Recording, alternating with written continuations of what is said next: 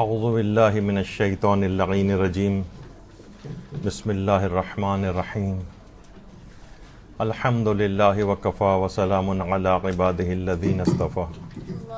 درود بھیجی محمد و آل محمد.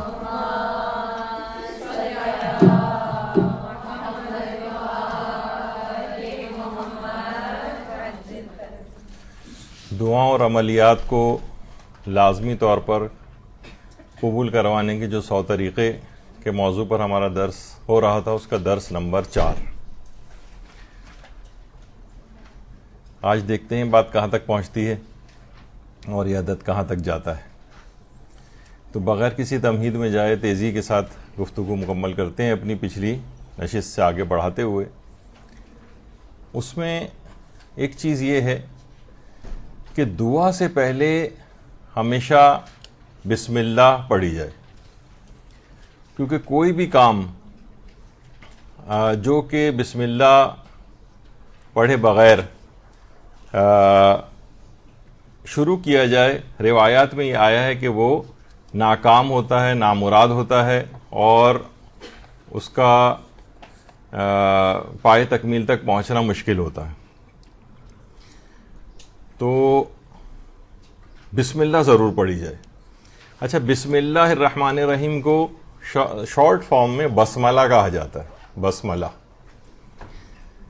یعنی اس حد تک اتنی عام چیز ہے کہ جب تعلیم دین کی کسی کی بھی ابتدا ہوتی ہے، بچے کی جب رسم بسم اللہ ہوتی ہے، جو کہ ہمارے یہاں ایک رسم کے طور پر بھی ہے، تو روایت میں یہ بات آئی ہے کہ معلم جس وقت بچے سے کہتا ہے کہ کہو بسم اللہ الرحمن الرحیم، تو پروردگار عالم اس معلم کو، اس بچے کے والدین کو اور اس بچے کو جہنم کی آگ سے آزادی کا پروانہ لکھ دیتا ہے.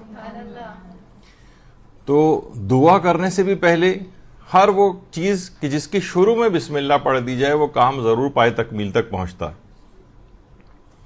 اچھا، کچھ موارد ایسے ہیں جس میں خاص طور پر بسم اللہ الرحمن الرحیم کہنے کی الگ سے تاکید ہے. مثلا کھانا کھاتے وقت بعض حکایتوں میں ملتا ہے کہ ہمارے کچھ علماء ایسے تھے جیسے ابن طاؤس وغیرہ، جو کہ مثلا اگر کھانے پہ کئی ڈشز ہیں تو ہمارے ہاں تو عام طور پہ یہی رائج ہے نا کہ بس ایک دفعہ شروع میں بسم اللہ الرحمن الرحیم کہہ دیتے ہیں.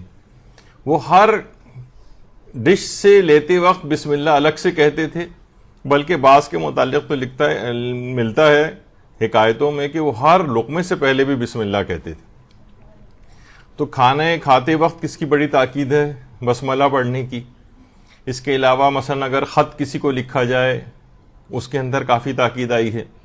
یا انسان جس وقت سونے جا رہا ہو، اس وقت بسم اللہ الرحمن الرحیم پڑھ کر سوئے. اور کسی جگہ اگر جا رہا ہو تو جاتے وقت بسم اللہ پڑھے، کسی جگہ سے آ رہا ہو تو بسم اللہ. اور پیغمبر اکرم صلی اللہ علیہ وآلہ وسلم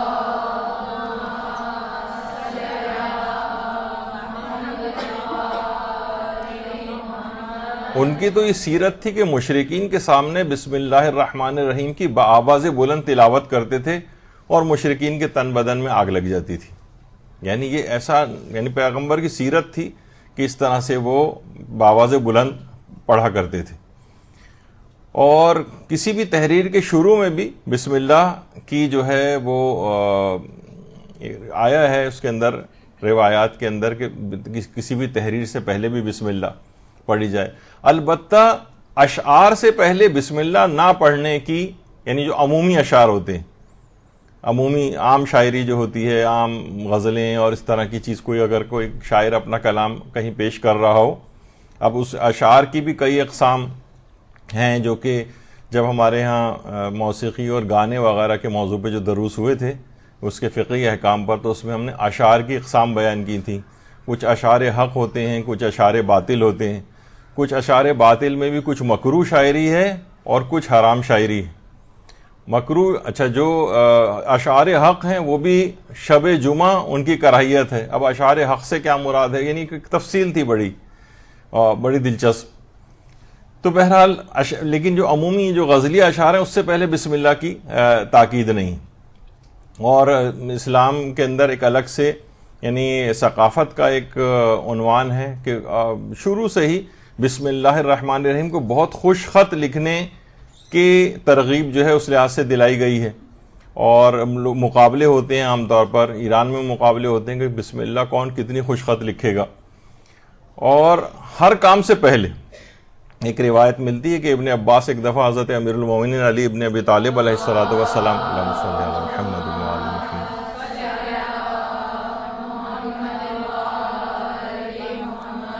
ان کی خدمت میں آئے اور بیٹھتے وقت اچانک سے ان کا پاؤں لڑکھڑایا اور زمین پہ گر پڑے. اس وقت مولا نے یہ الفاظ کہے تھے، یعنی جس کا مفہوم یہ ہے کہ ابن عباس ہر وہ کام کے جو کوئی بسم اللہ سے نہ شروع ہو اس کا انجام اچھا ٹھیک نہیں ہوتا ہے.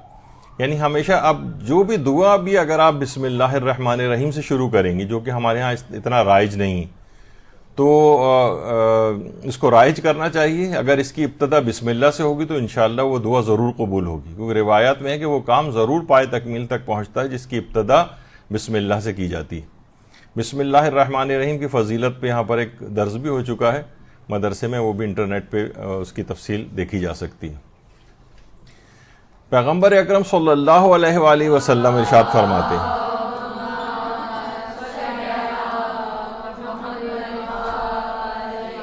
کہ وہ دعا رد ہی نہیں ہوتی جس کے شروع میں بسم اللہ الرحمن الرحیم پڑھا جائے. تو بہت اہم ہے یہ اس لحاظ سے. اگلی شرط یہ ہے دعا قبول کروانے کے لحاظ سے کہ دعا جو ہے وہ تضرع، رونے اور اعتراف گناہ کے بعد ہونی چاہیے. یعنی ایک تو ہوتا ہے بالکل ایک روکھے پھیکے طریقے سے، جس طریقے سے یعنی عام طور پر دعا کی جاتی ہے، لیکن اسی میں اگر رویا جائے، اسی میں گڑ گڑایا جائے، آہوزاری کی جائے. ہمارے کتنے ایسے علماء گزرے ہیں جو کہ دینی طالب علموں کو باقاعدہ اس بات کی نصیحت کرتے تھے، بلکہ ایک دفعہ تو درس دینا موقوف کر دیا تھا ایک بہت بڑے عالم دین نے، کہ جب میں ہاسٹل میں جہاں پہ طالب علموں کی رہائش ہوتی ہے، وہ رات کے وقت وہاں پر آتے تھے اور کہتے تھے اگر تمہارے کمروں سے مجھے گریا و آہوزاری اور مناجات کی آوازیں نہیں اگر آئیں تو تم لوگ اس قابل نہیں ہو کہ تمہیں درس دیا جائے، میں درس دینا موقوف کرتا ہوں. یہاں تک کہ طالب علم اس بات پہ متوجہ ہوئے اور اس کے بعد رات کے آخری پہر اٹھ کر نماز شب اور اس کے اندر گریہ وزاری اور مناجات وغیرہ وہ کرنا شروع کی، تو پھر انہوں نے درس دینا شروع کیا. تو دعا کے اندر ایک تضرع ہونا چاہیے، ایک آہوزاری ہونا چاہیے، رونا ہونا چاہیے، اعتراف گناہ ہونا چاہیے. آپ دیکھتے ہیں نا کہ اعتراف گناہ کے بعد کتنی سہولیات عام عدالتوں سے بھی مل جاتی ہیں کہ بھائی اس نے جو ہے نا اعتراف جرم کر لیا ہے، اب عدالتیں بھی اس کے لیے نسبتاً نرم گوشہ رکھتی ہیں. تو پروردگار عالم کے یہاں بھی ہے کہ اگر اعتراف گناہ انسان کر لے اپنی تقصیروں کا، پروردگار یہ ہوگا یہ مجھ سے گناہ لیکن تو ان کو معاف کرنے والا ہے، اس میں روئے گڑ گڑائے، تو وہ ایسی دعائیں بہت جلدی قبول ہوتی ہیں. تو دعا تضرع، رونے اور اعتراف گناہ کے بعد ہو. اور یہ بھی پیغمبر فرماتے ہیں کہ رقت قلب طاری ہو جائے تو اس وقت دعا مانگنے کو غنیمت جانو، کیونکہ رقت قلب رحمت رحمت پروردگار برس رہی ہے تمہارے اوپر. اس وقت جو بھی دعا کرو گے وہ دعا ضرور قبول ہوگی، آنکھوں میں آنسو کچھ آ جائے. یہی وجہ ہے کہ آیت اللہ بہجت یہ بات کہا کرتے تھے کہ ائمہ کے حرموں میں داخلے کے لیے اذن دخول پڑھا جاتا ہے. کچھ الفاظ ہیں، وہ کہتے تھے کہ آنکھوں میں آنسوؤں کا آ جانا یہ اذن دخول ہے. اس کا مطلب ہے کہ ائمہ نے اپنی بارگاہ میں آپ کو آنے کی اجازت دے دی. یعنی کسی کی اگر وہاں جائے اور کسی شخص کی اسی وقت آنکھوں میں آنسو آ جائیں تو یہ اس کا مطلب ہے کہ اس کو ائمہ کی طرف سے حرم میں داخلے کی اجازت مل گئی. ایک تو الفاظ اذن دخول ہوتے ہیں اور ایک یہ ویسا اذن دخول ہے یعنی عرفانی لحاظ سے کہ گویا کہ آپ کو اجازت مل گئی. تو اسی طریقے سے آنکھوں میں آنسو اگر آ رہے ہیں دعا کے وقت تو یہ علامت قبولیت اور اجابت دعا ہے، یہ علامت اجابت دعا ہے. اس کا مطلب یہ ہے کہ آپ کی دعا قبول ہو گئی. تو انسان خواہ بتکلف ہی کیوں نہ صحیح اپنے آپ کو ذرا گہرائی کے اندر محسوس کرے اپنی دعا کو اور اعتراف، کیونکہ اپنے گناہوں کو یاد کر کے رونا یہ خود بہت اس کی تاکید کی گئی ہے. تو بہرحال رقت قلب کے ساتھ ہونا چاہیے. اور یہ بھی پیغمبر نے فرمایا کہ رقت قلب طاری ہو جائے تو اس وقت دعا مانگنے کو غنیمت جانو، یہی کیونکہ یہ رقت قلب رحمت ہے. اور یہ بات بھی کہی ہے کہ جب چھٹے امام نے کہ جب تیرا جسم کانپنے لگے اور آنسو نکلنے لگے اور تیرا دل ڈرنے لگے تو اس وقت اللہ سے رجوع کر، تیرا تیر نشانے پر لگے گا، یعنی لازمی اس وقت دعا قبول ہو جائے گی۔ تو یہ ایک بہت اہم ہے جس کا روایات کے اندر تذکرہ آیا کہ دعا کو مانگتے وقت انسان کو چاہیے نہ صرف آنکھوں سے آنسو بلکہ دل بھی اس کا کانپ رہا ہو، جسم بھی اس کا کانپ رہا ہو، اور یعنی ڈوب کر جب دعا کرے گا تو اسی وقت یہ تمام کیفیات اس کو حاصل ہوں گی۔ اور روایت میں حضرت امیر المومنین علیہ الصلوۃ والسلام ارشاد فرماتے ہیں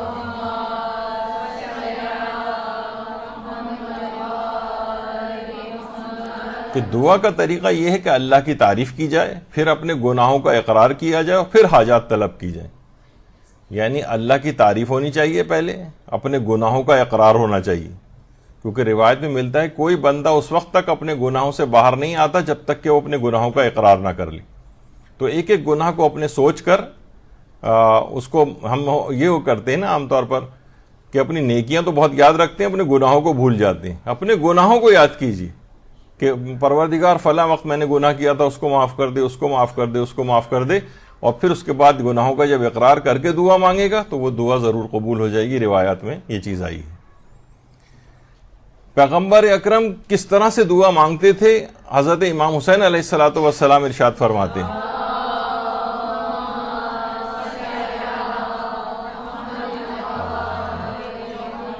کہ پیغمبر اکرم تضرع و زاری کے موقع پر اپنے دونوں ہاتھوں کو اٹھاتے تھے اور خلوص دل کے ساتھ اس طرح سے دعا کرتے تھے جیسے کوئی مسکین کھانا طلب کرتا۔ اللہ کے آگے اتنے عاجزی کا اظہار کرتے تھے پیغمبر اکرم، اس طریقے سے کوئی فقیر اور مسکین کسی کے سامنے مانگتا ہے تو اپنے رب کے سامنے اس طرح سے عاجزی کا اظہار کرتے تھے۔ تو تضرع و زاری، رونا، اس متعلق پیغمبر اکرم کی جو سیرت تھی یہ امام حسین علیہ الصلوۃ والسلام نے ارشاد فرمائی ہے۔ دعا میں اصرار کیا جائے، یہ ایک اگلی شرط ہے۔ ہمارے ہاں عام طور پہ یہ ہوتا ہے کہ ایک دفعہ، دو دفعہ، تین دفعہ بس کر کے سوچتے ہیں کہ بس ہمیں یعنی بٹن دبانے والا معاملہ ہے کہ بس بٹن دبائیں اور ہماری دعا قبول ہو جانی چاہیے۔ اس میں اصرار کرنا چاہیے۔ ممکن ہے کہ اتنی جلدی، ابھی آخر میں چل کے اگر آج موقع اس کا ہوا تو اس میں ذکر آئے گا کہ بعض اوقات ایک طویل عرصہ بھی لگ سکتا ہے، اور اس کے فوائد کتنے زیادہ ہیں کہ جتنا لیٹ دعا قبول ہوگی اور آپ اتنا ہی اصرار کرتی جائیں گی، تو جیسے کہ ہم نے پہلی نشست میں عرض کیا تھا کہ دعا بذات خود ایک عبادت ہے، استغفار بذات خود ایک عبادت ہے۔ جیسے کہ کہا جاتا ہے نا کہ آخر آئمہ اور جو پیغمبر اکرم یہ استغفار کیوں کرتے تھے؟ روایتوں میں ملتا ہے پیغمبر 70 دفعہ روزانہ استغفار کرتے تھے۔ تو کیوں استغفار کرتے تھے جبکہ کوئی گناہ نہیں تھا ان کا؟ تو علماء یہی بیان کرتے ہیں کہ یہ جو دعا ہے اور استغفار ہے یہ بذات خود ایک عبادت ہے، اس کا گناہ سے تعلق نہیں ہے۔ استغفار کرنا بذات خود ایک عبادت ہے اور وہ مسلسل عبادت ہے خدا میں۔ تو دعا میں اصرار کیا جائے، یعنی جتنی دیر لگے گی دعا قبول ہونے میں اور آپ کی طرف سے اتنا ہی اصرار ہوگا تو نیکیوں سے نامہ اعمال مسلسل بھرتا جائے گا کہ آپ مسلسل اس کام کو عبادت خدا میں اس وقت کو گزار رہی ہیں۔ دعا میں اصرار کیا جائے، بار بار کی جائے، بار بار کی جائے، بار بار کی جائے، یہاں تک کہ ایک موقع آئے گا کہ دروازہ مسلسل کھٹکھٹانے پر کھول ہی جاتا ہے۔ دعا میں اصرار۔ پیغمبر اکرم صلی اللہ علیہ وآلہ وسلم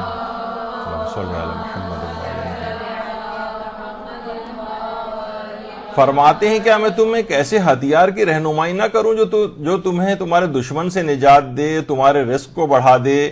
لوگوں نے کہا کیوں نہیں یا رسول اللہ، ارشاد فرمائیے۔ تو آپ نے فرمایا دن رات اپنے پروردگار سے دعا مانگو کیونکہ دعا مومن کا ہتھیار ہے۔ اور پیغمبر نے یہ بھی فرمایا کہ اللہ اس مانگنے والے کو پسند کرتا ہے جو مانگنے میں اصرار کرے، بار بار مانگے، بار بار مانگے۔ یہ نہ ہو کہ بس ایک آدھ دفعہ مانگا اور اس کے بعد پھر وہ کہے کہ جناب بس اب میری دعا تو قبول ہونی چاہیے، اللہ تو میری کوئی دعا سنتا ہی نہیں ہے، اور فوراً حرف شکایت زبانوں کے اوپر آ جائے۔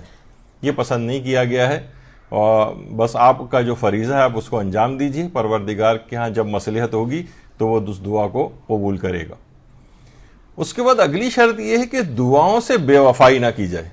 اچھا یہ کیا ہوتی ہے دعاؤں سے بے وفائی؟ ہمارے ہاں کیا ہوتا ہے کہ مثلا ہم نے اپنی کسی حاجت کے لیے کوئی دعا پڑھنی شروع کی اور وہ حاجت قبول ہو گئی، ہم فوراً اس دعا کو پڑھنا ترک کر دیتے ہیں۔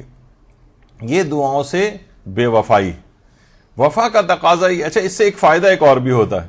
مثلا اگر وہ دعا جو کہ آپ نے کرنی شروع کی تھی کوئی، کیونکہ مثلا فلاں میں دعائے توسل آپ نے کسی حاجت کے لیے پڑھنا شروع کی اور وہ حاجت آپ کی پوری ہو گئی، اب آپ نے دعائے توسل پڑھنا بند کر دی، حدیث قصہ کسی حاجت کے لیے پڑھنا شروع کی وہ بند کر دی. نہیں، اس میں دوام رکھیں. اس سے فائدہ یہ ہوگا کہ وہ جو آئی ہوئی نعمت یا جو قبول شدہ دعا ہے اس کا بیمہ ہو جاتا ہے، کیونکہ بعض اوقات آئی ہوئی نعمتیں بھی تو واپس ہو جاتی ہیں. مثلا آپ نے کسی دعا بیماری کو دور کرنے کے لیے پڑھی اور پھر وہ بیماری دور ہو گئی آپ کی، آپ نے دعا پڑھنی چھوڑ دی اور تو ممکن ہے وہ بیماری پھر دوبارہ ہو جائے یا کوئی اور بیماری ہو جائے. اگر اس دعا کو آپ کنٹینیو رکھیں گی تو یہ بیمہ ہو جائے گا، یعنی گویا آپ نے مسلسل اس کا دفعہ کر لیا ہے اور وہ نعمت اب آپ سے چھینے گی نہیں. اور عام طور پہ یہ ہوتا ہے کہ لوگ دعائیں پڑھنا اس کے بعد بند کر دیتے ہیں کہ بس ٹھیک ہے دعا قبول ہو گئی، اب یہ دعا بند کر دی. ٹھیک ہے، یعنی جائز تو ہے، کوئی حرام کام نہیں ہے، لیکن بہرحال کہا جاتا ہے کہ اگر اس دعا کا آپ کو بیمہ کرانا ہے اور یعنی وہ نعمت جو آپ کو حاصل ہوئی ہے، جو حاجت آپ کی پوری ہوئی ہے، وہ آپ کی ہمیشہ برقرار رہے، تو آپ اس دعا کو بھی کنٹینیو رکھیں گے جس نے اس دعا کو قبول کروایا ہے. دعا سے بے وفائی نہ کی جائے. قنوت نماز میں دعا کرنا، دیکھیے اس سے پہلے بھی ہماری گفتگو میں یہ بات آئی تھی کہ کوئی ایک عربی میں دعا اگر بہتر ہے کہ پڑھ لی جائے اور اس کے بعد پھر اپنی دعا بھی مانگی جا سکتی نماز کے قنوت میں. اور مثلا سبحان اللہ کہہ دیا آپ نے، الحمدللہ کہہ دیا ہاتھ اٹھا کر قنوت نماز کی نیت سے، تو آپ کا قنوت کا ثواب آپ کو مل جاتا ہے. اب اسی قنوت کے اندر اس کے بعد جب دعا آپ پڑھ لیں، دیکھیے عام حالات کے اندر تو یہ ایک آداب میں شمار کیا گیا ہے کہ دعا آپ نے ہاتھ اٹھائے اور اس کے بعد دعا جو ہے، اس کے بعد اگر آپ دعا مانگیں گی ہاتھوں کو اٹھا کر تو اس کے بعد آپ اپنے چہرے اور سینے کے اوپر ہاتھوں کو پھیر لیں، جیسے کہ عام طور پر ہمارے دعاؤں میں ہوتا ہے. لیکن قنوت کے اندر یہ بات ناپسندیدہ شمار کی گئی اور کچھ علماء کے نزدیک تو مکروہ بھی شمار کی گئی. یعنی قنوت میں جب اس وقت دعا پڑھ کے آپ اختتام کریں تو ہاتھوں کو نیچے گرا دیں. بہترین نماز کیسے پڑھیں جو ہمارے ایک یہاں پر گفتگو ہوئی تھی، اس میں پوری ایک نشست قنوت کے مسائل کے اوپر ہوئی تھی، قنوت کے فقہی مسائل، اور اس میں قنوت میں پڑھنے والی دعائیں کون کون سی ہیں، اور اس میں علماء اور مراجع کے اور جو قرآنی دعائیں ہیں جو کہ قنوت کے اندر پڑھنا بہت زیادہ ثواب رکھتا ہے، اس کی 35 دعاؤں کی ایک لسٹ بھی یہاں پہ مدرسے نے اس کو پرنٹ کروایا تھا کہ ہمیں چاہیے کہ قنوت کے اندر جو پڑھے جانے والی کچھ تو مسنون دعائیں ہیں اور کچھ الگ سے قرآنی دعائیں بھی ہیں، تو وہ چھوٹی چھوٹی انبیاء کی دعائیں ہیں ابھی جن کا آگے چل کر تھوڑا سا تذکرہ آئے گا، تو وہ بھی انسان کو چاہیے کہ بدل کے ان دعاؤں کو بھی پڑھے تاکہ ان کا بھی سب ثواب اور فائدے حاصل ہوں. دیکھیے بہت ساری چیزیں ہیں نا، ہر دعا کے الگ ثواب اور فائدے ہیں. جیسے امام خمینی کہا کرتے تھے کہ ہر سورے سے پہلے بسم اللہ الرحمن الرحیم جو پڑھی جاتی ہے اس میں اس سورہ کے حوالے سے بسم اللہ کے خواص ہو جاتے ہیں. یعنی جو سورہ الحمد کے شروع میں جو بسم اللہ الرحمن الرحیم ہے اس کے خصوصیات اور فضائل چیزیں الگ ہیں، اور دیگر سوروں میں جو بسم اللہ آ رہی ہیں ان میں ان سوروں کے مطابق فضائل ہیں. یا جیسے آیت اللہ بہجت کہتے تھے کہ جو امام زادے ہیں ان کی قبور کے اوپر بھی جانا چاہیے. فرماتے ہیں کہ اس طریقے سے ہر وائٹامن کے الگ فائدے ہوتے ہیں. وائٹامن اے کا الگ فائدہ ہے، بی کا الگ فائدہ ہے، سی ڈی ای جتنے بھی وائٹامنز ہیں ان سب کے الگ الگ فائدے ہیں. اسی طریقے سے ہر امام زادے کے روضے پر جانے کے الگ فائدے آپ کو ملیں گے. تو قنوت نماز کا بھی یہی مسئلہ ہے کہ اس کے اندر جتنی بھی آپ دعائیں، الگ الگ دعائیں، انبیاء کی دعائیں ہیں، ائمہ کی دعائیں ہیں اور صالحین کی دعائیں ہیں، وہ اگر آپ پڑھیں گی تو وہ چھوٹی چھوٹی دعائیں ان کو یاد بھی رکھنا چاہیے اور نئے سے نئے فائدے نمازوں کے اندر لینے کی کوشش کرنی چاہیے. تو وہ آپ چاہیں تو مدرسے سے لے بھی سکتی ہیں. 35 قنوت یعنی جو کہ قرآن کی دعاؤں سے ماخوذ ہیں، وہ اگر یاد بھی کر لیے جائیں تو بہت اچھا. تو قنوت. اس کے بعد اگلا، نماز کے قنوت میں اس حد تک دیکھیے الگ الگ چیزیں کہ ملا ہادی سبزواری، یہ ہمارے کتنے بڑے عارف جو گزرے ہیں ان کی شرح منظومہ آج بھی پڑھائی جاتی ہے بہت سی جگہوں پہ. نماز شب کے قنوت میں دعائے جوشن کبیر پڑھا کرتے تھے روزانہ ملا ہادی سبزواری نماز شب کے قنوت میں دعائے جوشان کبیر پڑھتے تھے. جیسے کہ میں نے پچھلی دفعہ بھی بات کہی تھی کہ بہت سے علماء ایسے گزرے ہیں جو دعائے ابو حمزہ صومالی نماز کے قنوت کے اندر پڑھا کرتے ہیں. دعائے ابو حمزہ صومالی کتنی رمضان المبارک کی کتنی مشہور و معروف اور طویل ترین دعا ہے. اور آیت اللہ بہجت خود فرماتے ہیں کہ ایک دفعہ جب وہ نجف میں زمانے طالب علم میں موجود تھے تو کہتے تھے کہ اتنا نورانی حرم امیر المومنین میں شب جمعہ جو ہے وہ رش ہوا کرتا تھا ایسے افراد کا جو طالب علموں کا اور علماء کا کہ ایک ایک وقت کے اندر ہم نے نوٹ کیا تھا کہ 70 افراد کے ہاتھ اٹھے ہوتے تھے جس میں وہ دعائے ابو حمزہ صومالی پڑھ رہے ہوتے تھے. تو اس طرح سے بہت سارے ملتا ہے ہمیں حکایات کے اندر. تو نماز شب کے قنوت اور جو عام نمازوں کے قنوت ہیں اس کے اندر بھی یہ دعائیں پڑھی جائیں. اور پیغمبر اکرم صلی اللہ علیہ وآلہ وسلم ارشاد فرماتے ہیں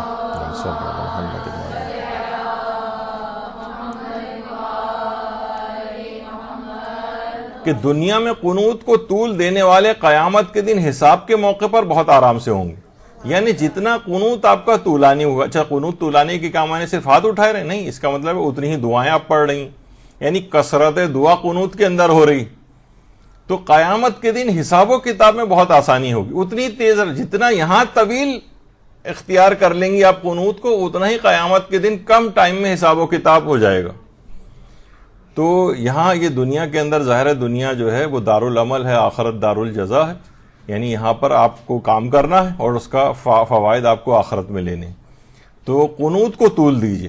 اچھا جب ظاہر ہے کہ دعائے ابو حمزہ صومالی کوئی پڑھ رہا ہوگا، دعائے جوشان کبیر چلیں یہ تو بہت زیادہ طویل ہو گئی، لیکن اور بھی قنوت. اچھا ضروری نہیں کہ صرف ایک دعا پڑھ، مثلا اپنے ربنا آتینا پڑھ لی، ربنا اغفر لی پڑھ لی.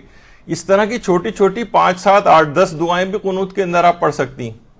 ربنا لا تزغ قلوبنا بھی ملا دیں، یا ولی العافیہ والی دعا بھی ملا دیں، ربنا لا تزغ قلوبنا والی بھی ملا دیں. اس طرح سے کر کے کتنی دعائیں، رب زدنی علما والی ملا دیں. یعنی 5 7 8 10 دعائیں بھی قنوت کے اندر آپ کر لیں. اور ہر نماز میں الگ الگ قنوتوں کا انتخاب بھی کر سکتی ہیں تاکہ نماز کے دوران پڑھی جانے والی جو دعا ہے قنوت والی تو عام دعا سے زیادہ استجابت رکھتی. یعنی خود مقام عبادت جو واجب عبادت ہے ہمارے یہاں دیکھیے ایک مسئلہ یہ بھی ہے نا کہ مستحب نمازوں کو بڑی اس سے پڑھا جاتا ہے بہت ہی اہمیت دے کر. نماز شب ہاں واقعی اہمیت ہے بھی ان کی، نماز جعفر طیار ہے بھی، لیکن واجب نماز کو اتنی زیادہ اس سے نہیں پڑھا جاتا. کہا کہ یہ تو واجب ہے بس پڑھنی ہے جیسے جیسے پڑھ لیں. اس کے بعد اس کے اندر بہت اچھے طریقے سے پڑھتے ہیں مستحب نمازوں کو. جبکہ مستحب نماز خواہ کتنی ہی تاکیدات اور ثواب کیوں نہ رکھے وہ واجب نماز کا مقابلہ نہیں کر سکتی. تو اپنی واجب نمازوں کو بہتر بنانا چاہیے. مستحب نمازیں بھی ماشاءاللہ اچھے طریقے سے پڑھیں ان کو بھی، لیکن اپنی واجب نمازوں کو بہتر بنائیں، ان کے قنوت کو بہتر بنائیں، قنوت کے اندر ورائٹی رکھیں. اچھا اس سے ایک اور بھی فائدہ ہوتا ہے، علماء کہتے ہیں کہ جتنی آپ بدل کے پڑھیں گی نا دعائیں اتنا ہی آپ کی کنسنٹریشن اس کے اندر اور ارتکاز اور شوق زیادہ ہوگا. اچھا کیونکہ جو رٹی رٹائی چیزیں ہوتی ہیں نا بس وہ زبان پہ خود بخود آ جاتی ہے، پھر آپ کا دماغ سوچتا بھی نہیں ہے، بس آپ ایک ٹیپ ریکارڈر کی طرح سے اس کو پڑھ رہی ہوتی ہیں. لیکن اگر آپ الگ الگ پڑھیں گی تو آپ کو دماغ لگانا پڑے گا. اچھا مجھے اپنی طلب علم کی دعا پڑھنی ہے، اب مجھے مغفرت کی دعا پڑھنی ہے، اب مجھے والدین کی مغفرت کی دعا پڑھنی ہے، اب مثلا مجھے امام زمانہ علیہ السلام کے لیے دعا کرنی ہے.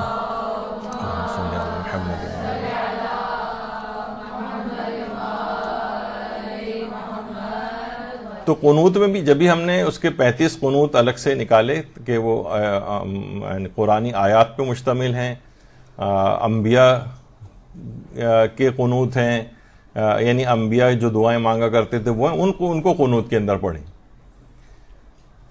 آیت اللہ بہاؤالدینی کے بارے میں ایک شاگرد ان کے کہتے ہیں کئی سالوں تک مسلسل نماز کے قنوت میں آیت اللہ بہاؤالدینی قرآن کریم کی آیات اور دعائیں پڑھتے تھے، مرسوم دعائیں جو ہیں، معصورہ دعائیں. یہاں تک کہ اچانک ہم اس بات کی طرف متوجہ ہوئے کہ قنوت میں آپ کے الفاظ اور عبارتیں تبدیل ہو گئیں، اور جب وہ اپنے ہاتھوں کو اٹھاتے تھے تو امام زمانہ کے لیے دعا کرتے تھے، اللہم کن لولیک الحجت پڑھتے تھے. ایک دن ہم ان کے پاس تھے اور مناسب موقع ملا تو ہم نے اس تبدیلی کے بارے میں سوال کیا کہ پہلے تو آپ قرآنی آیات اور دیگر دعائیں پڑھتے تھے، اچانک سے یہ دعا اللہم کن لولیک الحجت کیوں پڑھ رہے ہیں؟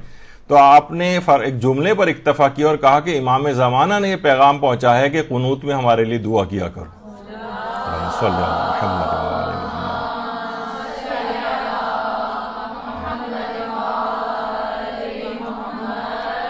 آیت اللہ بہاؤالدینی بہت عارف کامل شخصیت تھی، کتنے بڑے بڑے علماء ان کی شاگردی کے اندر تھے، تو باقاعدہ خود امام زمانہ علیہ السلام نے یہ فرمائش کی ہے کہ قنوت نماز میں ہمارے لیے دعا کیا کرو۔ تو جب آپ اتنی ساری دعائیں اور قنوت کے اندر پڑھ رہی ہیں تو کیوں نہ امام زمانہ کے لیے دعا؟ تو اپنی نمازوں کے قنوت میں لازمی اللہم کن لولیک الحجت کے ساتھ اس کے بعد جو اور دعائیں ہیں وہ بھی آپ ساتھ پڑھ لیں، تاکہ امام زمانہ علیہ السلام کے لیے دعا کرنے کے بعد جو دعائیں کریں گی تو اس کے صدقے میں وہ تمام دعائیں بھی انشاءاللہ آپ کی قبول ہو جائیں گی۔ تو قنوت میں تعجیل فرج کے لیے دعا، تعجیل ظہور کے لیے دعا، یہ بھی ضرور ہونی چاہیے، اس میں بھی ہمارے تمام مشکلات کا حل ہے۔ اور خود ابن طاؤس کے حالات زندگی کے بارے میں علماء نے لکھا ہے کہ سید رضی الدین علی ابن طاؤس نے سامرہ میں حضرت صاحب العصر والزمان کے سرداب میں اللہم صلی علی محمد وآل محمد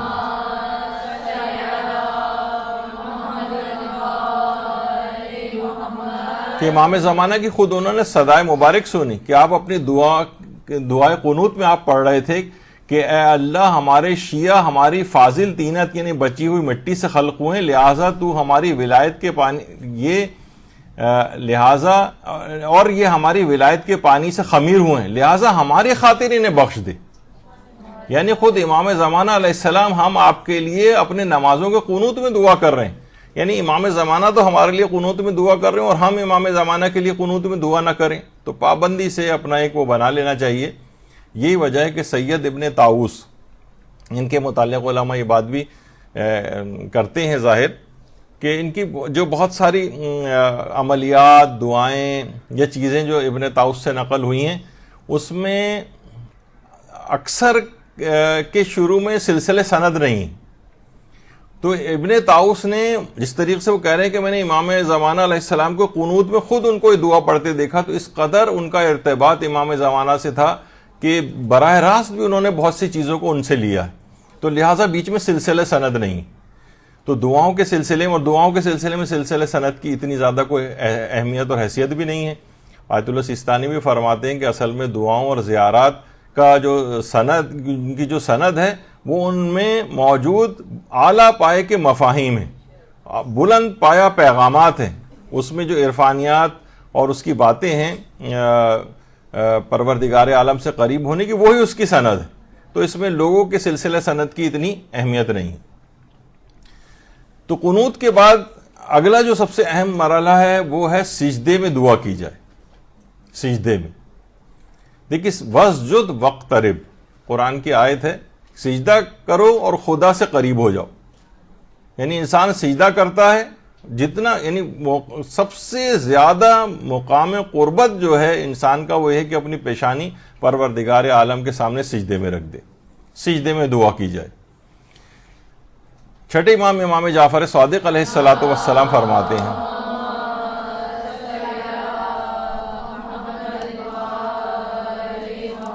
کہ جب بندہ سجدے میں اپنے رب سے دعا کر رہا ہوتا ہے تو اس وقت بندہ اپنے رب سے سب سے زیادہ قریب ہوتا ہے، اور وہ قرآن کی آیت بھی ابھی آپ نے سنی۔ اور پیغمبر اکرم صلی اللہ علیہ وآلہ وسلم، اللہم صلی علی محمد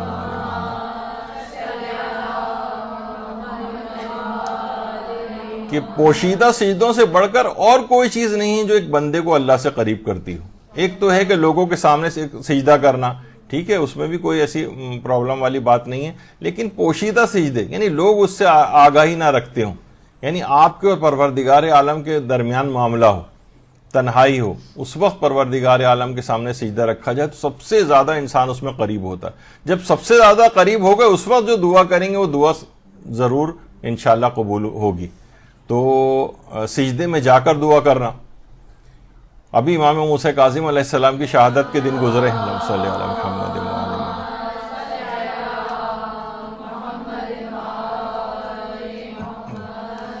کہ امام موسیٰ کاظم قید خانے میں صبح سے ظہر تک ایک ہی سجدے میں صبح سے لے کر ظہر تک ایک سجدے کے اندر وقت گزار دیتے تھے اور اسی طرح سے زمین سے اپنے آپ کو لگائے رکھتے تھے. تو اس سے آپ سوچیں کہ ایک سجدہ اتنا طویل ترین سجدہ, اور جب انسان سجدہ اتنا طویل کرے اس میں جو بھی چاہیں دعائیں کرے, انشاءاللہ وہ دعائیں بھی اس کی لازمی طور پر قبول ہوں گی. اور چوتھے امام زین العابدین علیہ الصلوۃ والسلام,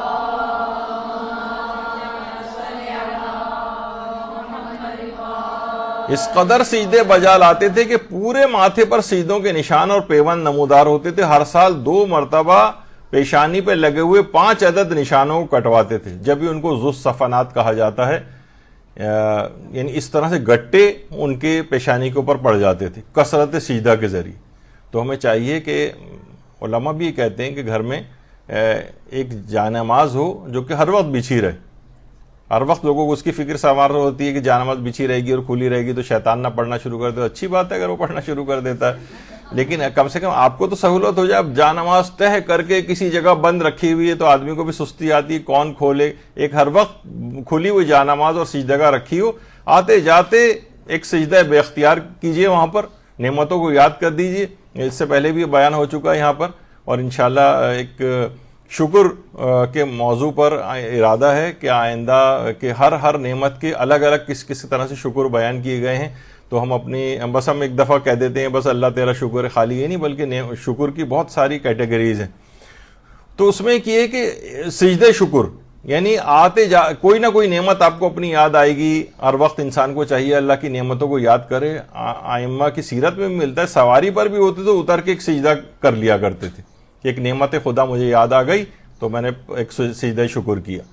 تو یہ اس قسم کی ایک عادت گھر میں پریکٹس ہونی چاہیے. جو قرآن مجید کو اتنے زیادہ جزدانوں کے اندر لپیٹ کے اتنی اونچی جگہ کے اوپر رکھنا کہ سیڑھی لگا کے اس کو اتار کے نیچے لانا پڑے تو کبھی کوئی اس کو نہیں پڑے گا.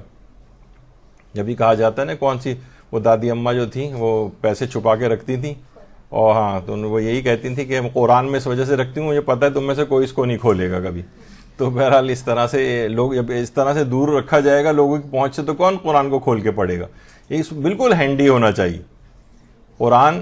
بلکہ علامہ طالب جوہری صاحب قبلہ آئے تھے تو نے ان سے یہاں مدرسے کا وزٹ کیا تھا انہوں نے, جب وہ حیات تھے, اللہ ان کے درجات کو بلند فرمائے.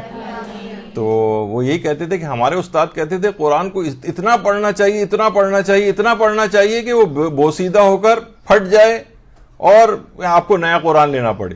یعنی قرآن کا احترام یہ نہیں ہے کچھ جزدانوں میں لپیٹ کر بغیر پڑھے اتنا اوپر رکھ دو کہ وہ 5000 سال تک مثلا بالکل کوئی نقصان اس کو نہ پہنچے. یعنی یہ نہیں, اتنی کثرت کے ساتھ پڑھنا چاہیے. اب یہ نہیں کہ اس کے معنی کہ خود ہی اس کو اتنا ایسا رف ہینڈل کریں گے وہ پھٹ جائے. مقصد ہے کہ یعنی کثرت سے جب تلاوت ہوگی تو ظاہر ایک صفحات کی بھی ایک عمر ہوتی ہے, وہ بھی خستہ ہو جاتے ہیں. تو پڑھ کے اسے خستہ کیجیے. یہ نہ ہو کہ مثلا خدا نہ خواستہ کوئی یعنی صرف رکھے اس کے صفحات خراب ہو جائیں. تو قرآن کے لحاظ سے یہ بات ہے. تو بہرحال کثرت سجدہ جتنی آپ دعاؤں کی کثرت کریں گے سجدے میں جا کر اس کی قبولیت کے امکانات اسی قدر بڑھے رہیں گے. اور یہ بھی چھٹے امام نے جملہ ارشاد فرمایا کہ طولانی رکوع اور سجود جو ہیں عمر کے طولانی ہونے میں بھی مؤثر ہے. یعنی جتنا آپ رکوع اور سجدوں میں طول دیں گی اتنی ہی آپ کی عمر بڑھتی چلی جائے گی. تو دنیاوی اثرات بھی ہیں, اور ابھی آپ نے اس سے پہلے سنا کہ عالم آخرت میں اس کا بہت ہی اطمینان سے ہوگا, بہت ہی جلدی حساب کتاب اس کا ہو جائے گا. یعنی جتنا یہاں پر طول دیں گی قنوت کو, جتنا طول دیں گی رکوع اور سجدے کو, اور رکوع اور سجدے کو طول اس طرح تو نہیں دیں گے بس آپ خاموش بیٹھی ہوئی ہیں اس کے اندر اور سجدے کے اندر ہیں, نہیں, اس میں آپ دعائیں اذکار یہ سب اپنے بڑھائیں. اور رکوع اور سجدے میں طول دینے میں یا جتنا چاہیں آپ, مثلا آپ سبحان اللہ سبحان اللہ سبحان اللہ جتنی دفعہ چاہیں پڑھ لیں. لوگ کہتے ہیں کہ 3 دفعہ سے زیادہ پڑھ لیا ہم نے تو کہیں ہماری نماز غلط تو نہیں. 3 دفعہ کیا 300 دفعہ پڑھ لیں, 3000 دفعہ پڑھ لیں, بس نماز کا وقت قضا نہ ہو جائے. لیکن اتنا طویل رکوع اور سجدہ بھی آپ کر سکتی ہیں. تو یہ دنیاوی اعتبار سے بھی مؤثر ہیں اور آخرت کے اعتبار سے بھی بہت فائدہ مند چیزیں. حضرت امیر المومنین علیہ الصلوۃ والسلام ارشاد فرماتے ہیں اللہم صلی علی محمد و آل محمد کہ اگر نمازی کو علم ہو جائے کہ کتنی رحمتوں نے سے گھیرا ہوا ہے تو وہ کبھی سجدے سے سر نہ اٹھائے. اس قدر رحمتیں اس کے اوپر نازل ہو رہی ہوتی ہیں، اس قدر رحمتیں نازل ہو رہی ہیں، تو سوچیے کہ جو بھی دعا وہ مانگ رہا ہوگا کہ وہ کیوں قبول نہ ہوگی. اس وقت تو رحمت خدا اس کی چاروں طرف منڈلا رہی ہے، اس کے اوپر نازل ہو رہی ہے، برس رہی ہے اس کے اوپر. اس وقت جو بھی دعا مانگے گا وہ لازمی قبول ہوگی. آیت اللہ حسن زادہ عاملی فرماتے تھے، خدایا میں ان فرشتوں میں ہونے کی آرزو کرتا ہوں جو سجدوں کے علاوہ کوئی دوسرا کام نہیں کرتے. اے کاش میں اول زندگی سے آخری سانس تک ایک ہی سجدے میں گزار دیتا.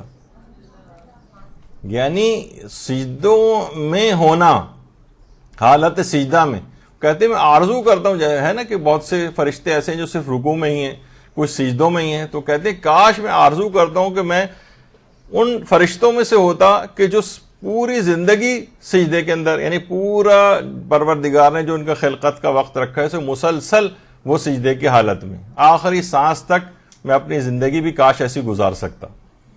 تو سجدہ ایک ایسی چیز ہے، اس میں جو دعائیں کریں گے وہ انشاءاللہ لازمی قبول ہوں گی. امام جعفر صادق علیہ الصلوۃ والسلام کو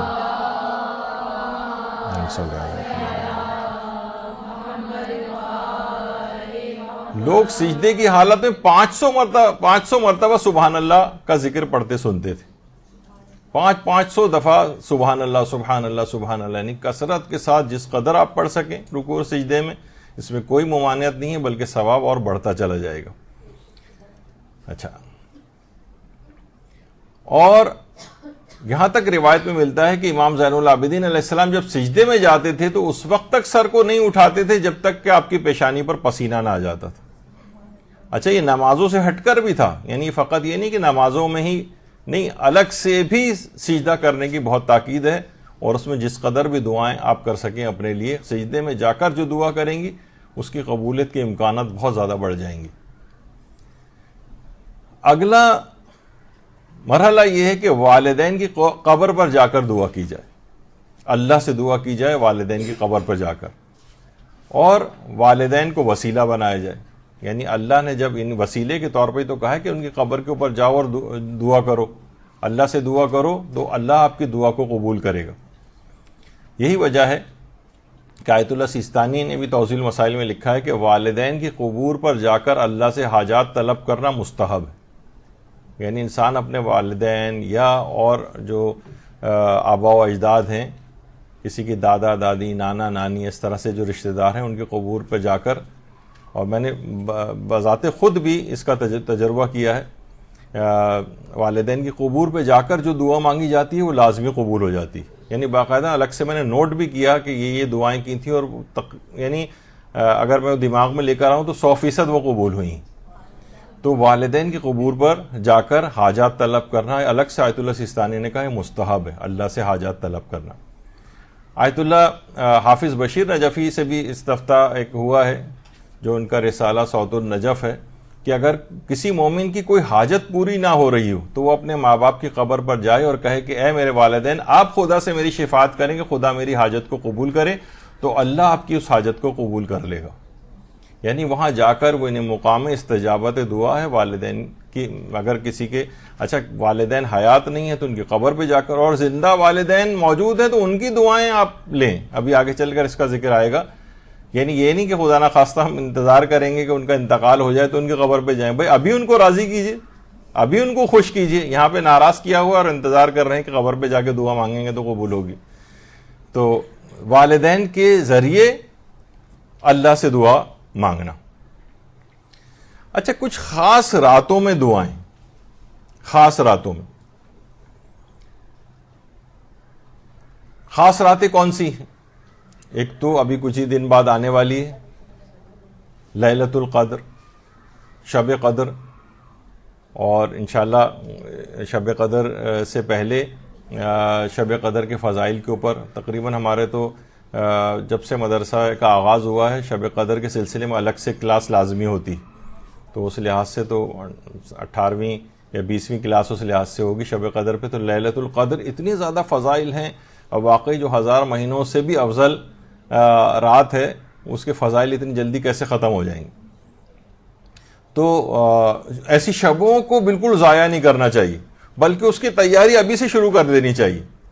میں نے کتنے ہی ایسے بچوں کو دیکھا ہے کہ وہ باقاعدہ ایک پوری لسٹ بنا کے سوچ کے مہینوں پہلے سے اپنے پاس، تاکہ اس رات شب قدر میں وہ دعائیں علی الخصوص، ایسا نہ ہو کوئی دعا آپ کے دماغ سے مس ہو جائے، سلپ ہو جائے، تو پہلے سے ان کا پورا ایک اپنے پاس آپ رکھیں گے یہ ساری دعائیں مجھے اس رات کو کرنی ہے، کیونکہ وہ رات ہے ہی دعاؤں کی قبولیت کی رات. خاص راتوں کو بالکل مس نہ کریں. یعنی ہوتا ہے نا کہ بعض وقت پتہ چلا وہ کیونکہ رمضان میں ہی آ رہی ہیں تو افطاریوں میں اور اس کے بعد رات کے کھانوں میں اور برتن کو دھونے میں، یعنی کچھ اپنے اس رات کو اپنے کچھ ایسے طریقہ کار آپ استعمال کریں کہ ان میں زیادہ وقت نہ لگائیں. یہ تو سارا سال کھانے پینے کے سلسلے چلتے ہی رہتے ہیں، اور اتنا زیادہ جتنا آدمی اس رات کو کھا لیتا ہے اتنی زیادہ اسے غنودگی یہ وہ عبادات میں بھی دل نہیں لگتا ہے. تو اتنے زیادہ اہتماموں کی ضرورت نہیں ہے، اور کچھ متبادل سوچ کے رکھنا چاہیے کہ زیادہ، کیونکہ رات تیزی سے گزرتی چلی جاتی. یعنی پتہ چلا 7:45 بجے افطار ہوا اور اس کے بعد سے لے کر اور 2:30-3 بجے پھر دوبارہ سحری، 4-5 گھنٹے کی رات ہے جس میں تمام اتنی چیزیں اہم انجام دینی ہیں، اور ایک ایک دعا جو ہے سوچ کے کرنی ہے کہ اس رات قلم تقدیریں لکھی جا رہی ہوں گی. تو تقدیر آپ لکھی جا رہی ہے، اور جس طرح علماء کہتے ہیں کہ اگلے دن کسی کو عدالت فیصلہ سنانے والی ہے تو پھانسی ہو جائے گی، بری ہو جائے گا، تو وہ رات کیا پوری سو کر گزارے گا؟ نہیں، اضطراب میں گزارے گا، پتہ نہیں میرے لیے کیا فیصلہ لکھا جائے. تو اسی طریقے سے شب قدر کے اندر ہے کہ پتہ نہیں کیا کچھ لکھا جائے، تقدیر میں کیا لکھا جانے والا ہے. تو اس رات اپنی تقدیر بدلوائی جا سکتی. تو ساری چیزیں پہلے سے کر کے رکھیں کہ اس میں کون کون سی دعائیں مانگنی. شب نیمہ شعبان اس سے پہلے آئے گی 15 شعبان. اس رات کو امام اثر علیہ الصلوۃ والسلام، اللہم صلی علی محمد وعلی محمد،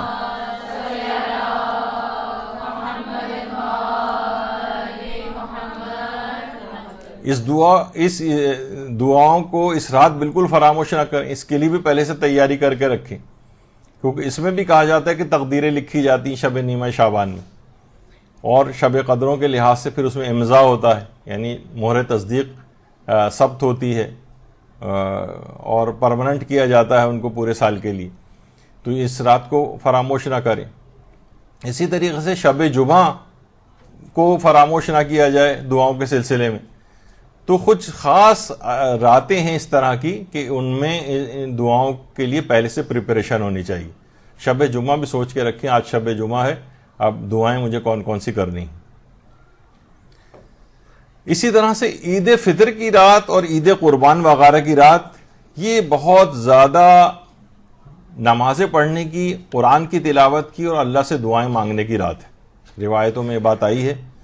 لوگ عام طور پہ عید فطر کی رات کو ہلا گلا یہ وہ اس کے اندر پوری رات کو نکال دیتے ہیں، جبکہ روایات میں یہ بات آئی ہے کہ عید فطر کی جو رات ہے، یعنی شب عید فطر، کسی طور پر بھی شب قدر سے کم رات نہیں اپنی اہمیت کے اعتبار سے.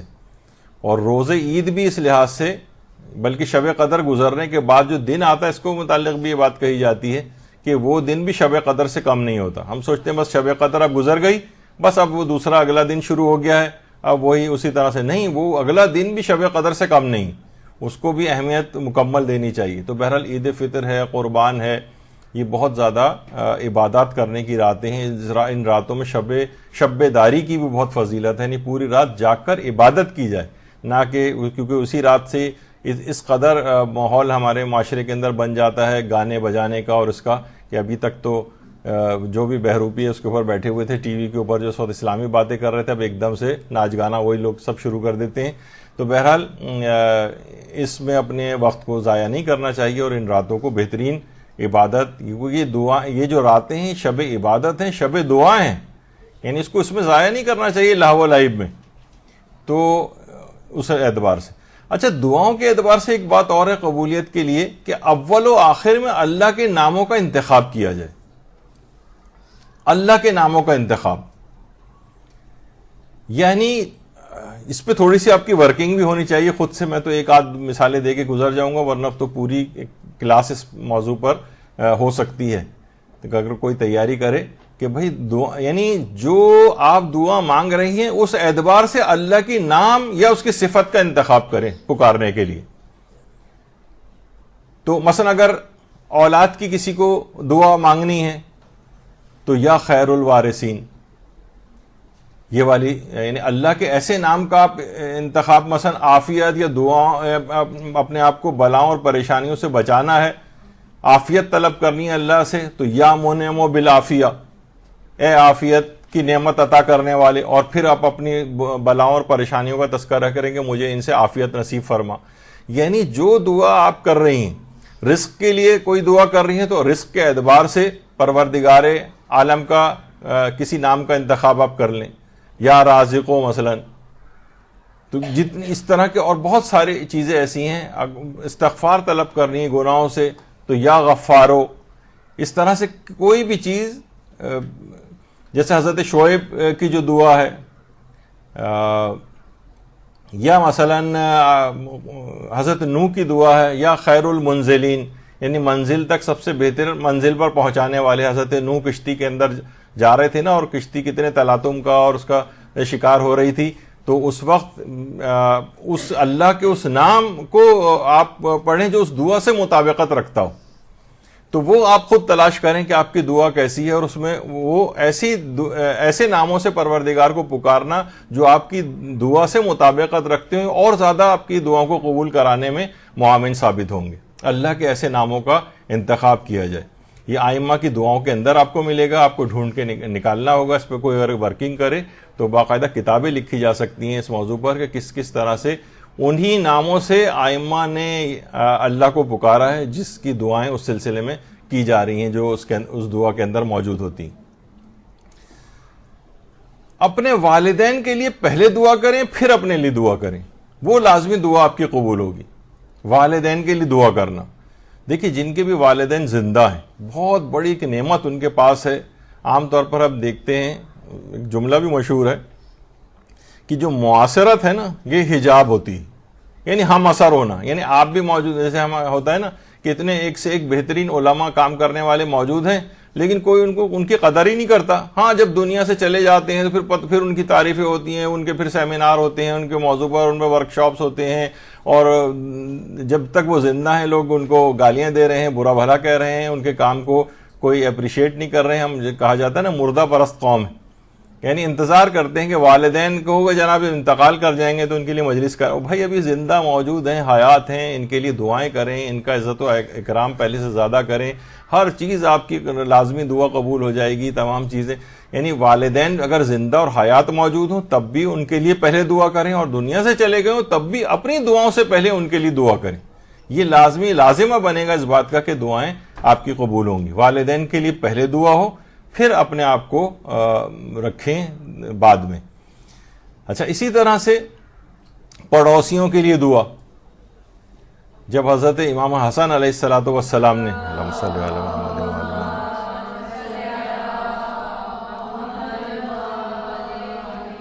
یہ بات سنی تھی کہ شہزادی فاطمہ الزہرا سلام اللہ علیہا ان کی والدہ گرامی، اللہم صلی علی محمد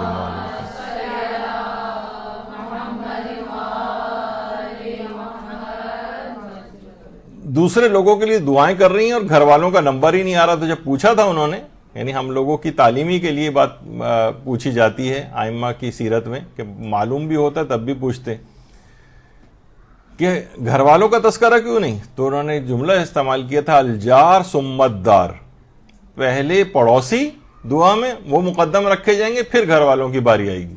تو انسان پڑوسیوں کے لیے بھی دعا کرے.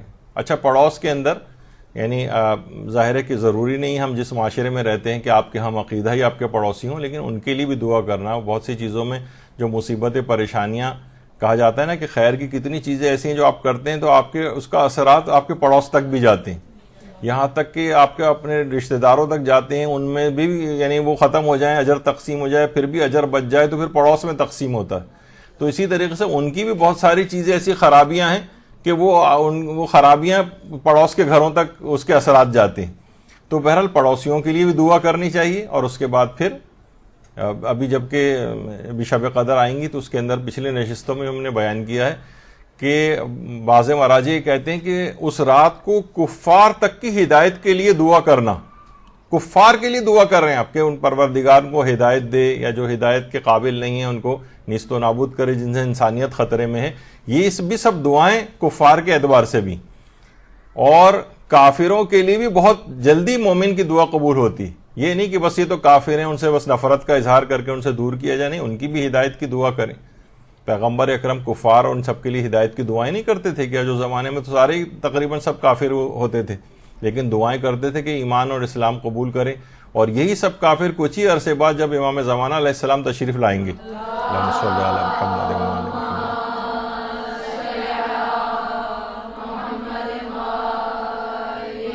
یہ سارے کے سارے منقلب ہو جائیں گے. یہ جو حضرت عیسیٰ کو آسمان پر اٹھائے جانے والی بات ہے کہ آخر کسی اور نبی کو کیوں نہیں اٹھایا گیا، حضرت عیسیٰ کو اٹھا کے آخری زمانے میں امام زمانہ کے پیچھے نماز پڑھنے کا، تاکہ کیونکہ پوری دنیا میں اکثریت عیسائیوں کی ہے.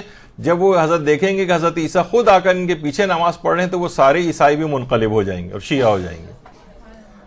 تو بہرحال بات ذکر یہ ہو رہا تھا کہ پڑوسیوں کے لیے بھی دعا کریں، چاہے وہ کافر ہی کیوں نہ ہو، چاہے وہ آپ کے ہم عقیدہ ہی کیوں نہ ہو، ہم عقیدہ نہ بھی ہوں، تب بھی ان کے لیے دعا، پڑوسیوں کے لیے.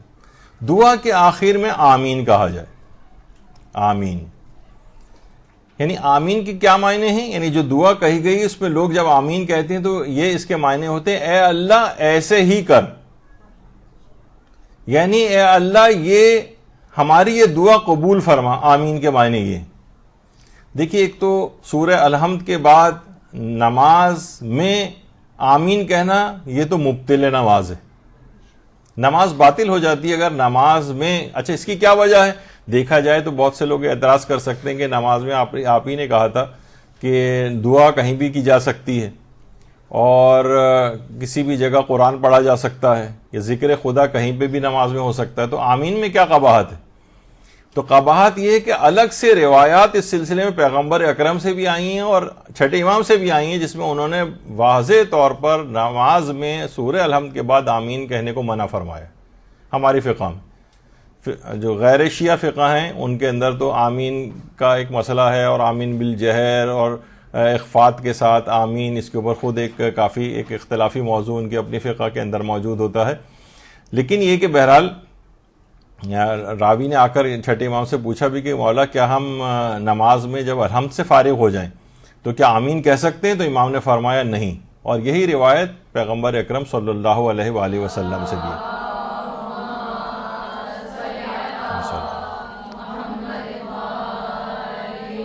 اچھا آمین کے متعلق ایک بات بڑی اہم ہے، وہ یہ ہے کہ چاہے یہودیت ہو، عیسائیت ہو یا مسلمان ہو، اسلام، ان تینوں ادیان میں دعا کے بعد آمین کہنے کی تاکید ہے. یعنی صرف مسلمانوں کا ہی شعار نہیں ہے، بلکہ یہودی بھی آمین کہتے ہیں اور عیسائی بھی آمین کہتے ہیں. ہر دعا کے بعد ان کے ہاں بھی اس طرح سے ہے. البتہ نماز میں شیخ صدوق نے ایک روایت نقل کی ہے، اس کے مطابق یہ ہے کہ نماز میں آمین کہنا عیسائیوں کے نعرے کا شعار ہے. یعنی عیسائی اپنی نمازوں، یعنی جو بھی ان کی طریقہ عبادت ہے اس میں اس طرح سے کہتے ہیں، تو اس لحاظ سے شیخ صدوق نے وہ ممانعت کی روایت نقل کی. تو بہرحال دعا کے آخر میں آمین کہنا، اے پروردگار اس دعا کو قبول فرما، یا کوئی ایک دعا کرے اور بعد میں سب لوگ آمین کہیں تو پوری اس دعا کو دہرانے کے بجائے وہ یہ کہتے ہیں یہ جو دعا کی گئی تو اسے قبول فرما، یہ خود ایک دعا ہے. یعنی آمین بذات خود بھی ایک دعا ہے. یا بہت سے لوگ آپ نے سنا ہو کہتے ہیں آمین ثم آمین، یعنی پروردگار اس دعا کو قبول فرما اور اس دعا کو قبول فرما. تو اس میں بھی کہنے میں کوئی حرج نہیں ہے. آمین ثم آمین بھی کہا جا سکتا ہے، صرف آمین بھی کہا جا سکتا ہے. البتہ صرف آپ نے سنا کہ نماز کے دوران سورہ الحمد کے بعد اس کی ممانعت آئی ہے. بعض ایام خاص جو استجابت دعا کے لیے مخصوص ہیں ان میں دعا کرنا. خاص ایام، دیکھیے ایک تو بات یہ ہے کہ یہ جو رجب، شعبان اور رمضان، یہ تینوں مہینے ان میں ایک ایک دن استجابت دعا کا ہے. ایک ایک دن، یعنی یہ نہیں کہ وہ کچھ خاص راتیں تو ایسی ہیں کہ اس میں اور زیادہ اس کی اہمیت بڑھ جاتی ہے، جیسے نیمہ شعبان اور شب قدر اور شب عید اور اس طرح سے. لیکن یہ کہ یہ جو دن چل رہے ہیں، اب تو رجب تو خیر اختتام پذیر ہو گیا تقریباً، رجب، شعبان اور رمضان یہ تو خاص ایام خاص ہیں استجابت دعا کی. دن و رات ہر وقت آپ کی دعائیں قبول ہوتی ہیں، پورے 3 مہینے. تو اس لحاظ سے اس کی بڑی تاکید ہے. اور امام خمینی کے جو استاد تھے جواد ملکی تبریزی، یہ تو فرماتے تھے اپنی کتاب المراقبات میں، ماہ رمضان کی جو مہم ترین دعا یہ ہونی چاہیے کہ پروردگار ہمیں اس میں شب قدر میں عبادت کی توفیق نصیب فرما. یعنی کسی ایسی اس میں گرفتار، مثلا ایسے بیمار نہ پڑ جائیں کہ ہم عبادت نہ کر سکیں، دعائیں نہ کر سکیں. بہت سے لوگ ایسی پریشانی میں گرفتار نہ ہو جائیں کہ اس رات عبادت، یعنی باقاعدہ یہ رمضان کی اہم ترین جو دن آپ کے گزریں گے اس میں دعاؤں میں سے کہ مجھے شب قدر میں عبادت کی توفیق نصیب فرمانا. ایسا نہ ہو کہ میں کسی ایسی چیز میں گرفتار ہو جاؤں کہ میں اس رات عبادت اور دعا سے رہ جاؤں. یعنی ہوتا ہے نا کہ انسان ایسا پریشان ہو جاتا ہے کہ وہ ادھر جا رہا ہے ادھر جا رہا ہے، اسپتالوں کے چکر کاٹنے پڑ رہے ہیں، یا کسی ایسی مشکل میں ہو گیا کہ وہ عبادت نہ کر سکے اس رات کو. تو خاص یہ ہے. ابھی تو اس کے اندر بہت تفصیل تھی، لیکن آپ نے دیکھا کہ خاص ایام دن کون کون سے ہیں، اس پہ کتنی تفصیل بیان ہو سکتی ہے، لیکن وہ کچھ آپ کے لیے ہوم ورک بھی ہے. ان چیزوں کو آپ خود حل کیجئے گا. بارش و نکاح کے وقت دعا کی جائے. جس وقت بارش ہو رہی ہو، ایک تو بارش کے وقت سورہ الہاکم والتکاثر کی تلاوت کی جائے تو ساری زندگی کے اس کے گناہ معاف ہو جاتے ہیں. سورہ تکاثر کی تلاوت بارش میں کے وقت، کیونکہ باران رحمت برس رہا ہے، اور اس رحمت کے باران کے وقت آپ جو دعا کریں گے وہ قبول ہو جاتی. اور جس وقت نکاح پڑھا جا رہا ہو، بس اب یہی ہے جس پہ علماء اکثر اپنی نشستوں میں اور گفتگو میں یا نکاح کے موقع پہ جو دروس وغیرہ ہوتے ہیں اس میں بھی چیز بیان کرتے ہیں کہ یہ دعا کی قبولیت کا موقع ہے. اچھا، قبولیت کا موقع کیوں؟ کہ بہرحال پروردگار ایک رشتے کے اندر بندھ رہے ہیں، اس رشتے کو پروردگار بہت پسند کرتا ہے. وہ تقریب اتنی بابرکت ہوتی ہے، لیکن اسی تقریب کو ہمارے ہاں فسق و فجور اور حرام کاریوں سے وہ کر دیا جاتا ہے، بھر دیا جاتا ہے. بتکلف اس وقت جو مولانا حضرات وغیرہ کو لایا جاتا ہے اور بڑی مشکل سے وہ آ کر اپنا فریضے کو ادا کرتے ہیں، کتنی مشکلات ہوتی ہیں. اس کے بعد سب سے زیادہ جو کھٹک رہا ہوتا ہے ان کی نگاہ میں وہ مولانا ہوتا ہے جو وہاں پہ بیٹھا ہوتا ہے، سوچتے ہیں کس طرح سے یہاں جائے اور ہم فسق و فجور کو دوبارہ شروع کریں. تو بہرحال اس نکاح کے خاص موقع پر جب دعاؤں کی قبولیت کا موقع ہے، اس کو فسق و فجور کی محفل بنا کر غضب خدا کا نشانہ ایک لحاظ سے جسے کہا جائے کہ پروردگار کا غضب ایسی محفل کے اوپر ہوگا جہاں اس کے احکامات کو اس قدر پائمال کیا جا رہا ہو. دلہن کے اعتبار سے کہ جناب دلہن کو قرآن کے سائے میں رخصت کیا جا رہا ہے، اس کے سر پہ قرآن رکھ کے، اسی کے نیچے سب سے زیادہ مخالفت ہو رہی. دلہن جو ہے جناب وہ پورے میک اپ کے اندر ہے، نامحرموں کی نگاہیں اس کے اوپر پڑ رہی ہیں اور بے حجابانہ اور اس طریقے سے، یعنی قرآن کی مخالفت قرآن کے سائے میں ہو رہی. یعنی یہ ایک عجیب چیز ہے. تو بہرحال اسی طریقے سے یہ تقریب نکاح ہے. اس کو بلکہ ہمارا ایک درس بھی اس موضوع پہ ہو چکا ہے کہ شب شادی شب گناہ کبیرہ، اس میں وہ سارے گناہ کبیرہ بتائے گئے ہیں جو عام طور پر اس شب شادی میں ہو رہے ہوتے ہیں. تو اس سے اب اتنی بابرکت محفل کو جس میں دعائیں قبول ہوتی ہیں، اس میں ایسا اس کو بنا دیا جائے ملعون ایک تقریب کہ جس میں گناہ ہی گناہ سے بھری ہوئی ہو اور بتکلف، صرف کیونکہ وہ تو ایک مجبوری ہے آپ کی کہ بس وہ تو اس موقع پر نکاح پڑھنا ہے، تو تھوڑی سی ایک تڑکا لگانے کے لیے اس میں بس ایک معاذ اللہ جو ہے وہ حدیث قصہ وغیرہ پڑھ دی جاتی ہے. وہ کبھی وہ بھی نہیں ہوتی ہے، بس یہ کہ کسی طرح سے اس کو نمٹایا جائے تقریب کو.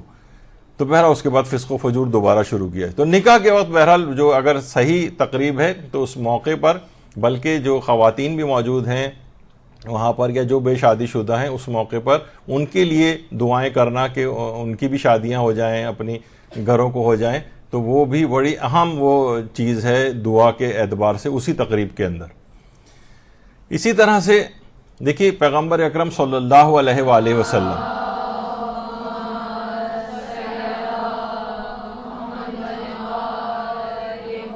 فرماتے ہیں کہ 4 موقعوں پر آسمان کے دروازے کھولے جاتے ہیں اور دعائیں قبول ہوتی ہیں. نمبر 1، خدا کی راہ میں جہاد کرنے والے جب صفے باندھ رہے ہوتے ہیں، جب وہ دشمن کے سامنے جم رہے ہوتے ہیں، اور بارش کے برستے وقت، اس کا بھی ذکر ہوا، نماز کی اقامت کے وقت، اس وقت دعائیں قبول ہوتی ہیں، اور جس وقت کعبے کے اوپر نظر پڑتی ہے اس وقت بھی دعائیں قبول ہوتی ہیں. تو یہ خاص موقع پر ہیں، موقع ہیں جب آسمانوں کے دروازے کھولے جاتے ہیں، دعائیں اس موقع پر قبول ہوتی ہیں. تو انسان کے دماغ میں رہے اور کوئی موقع دعا کی قبولیت کا اس لحاظ سے ضائع نہ کریں. اچھا، اس سے پہلے بھی آپ نے دنوں کے اعتبار سے جو ہم نے ابھی ذکر نہیں کیا تھا، مثلا عید غدیر کا دن ہے، اس میں بھی دعائیں قبول ہوتی ہیں، اور عید زہرا کا جو دن ہے 9 ربیع الاول کا، اس میں دعائیں قبول ہوتی ہیں. وہ تو بہت بڑی ایک تفصیل ہے، وہ آپ خود نکال سکتے ہیں اس کو. وقت افطار دعا کی جائے. وقت افطار، اچھا وقت افطار جو بھی دعا کریں گے افطار کے وقت میں وہ لازمی قبول ہوتی ہے، کیونکہ ہمارے ساتویں امام موسیٰ کاظم علیہ الصلوۃ والسلام صلی اللہ علیہ وسلم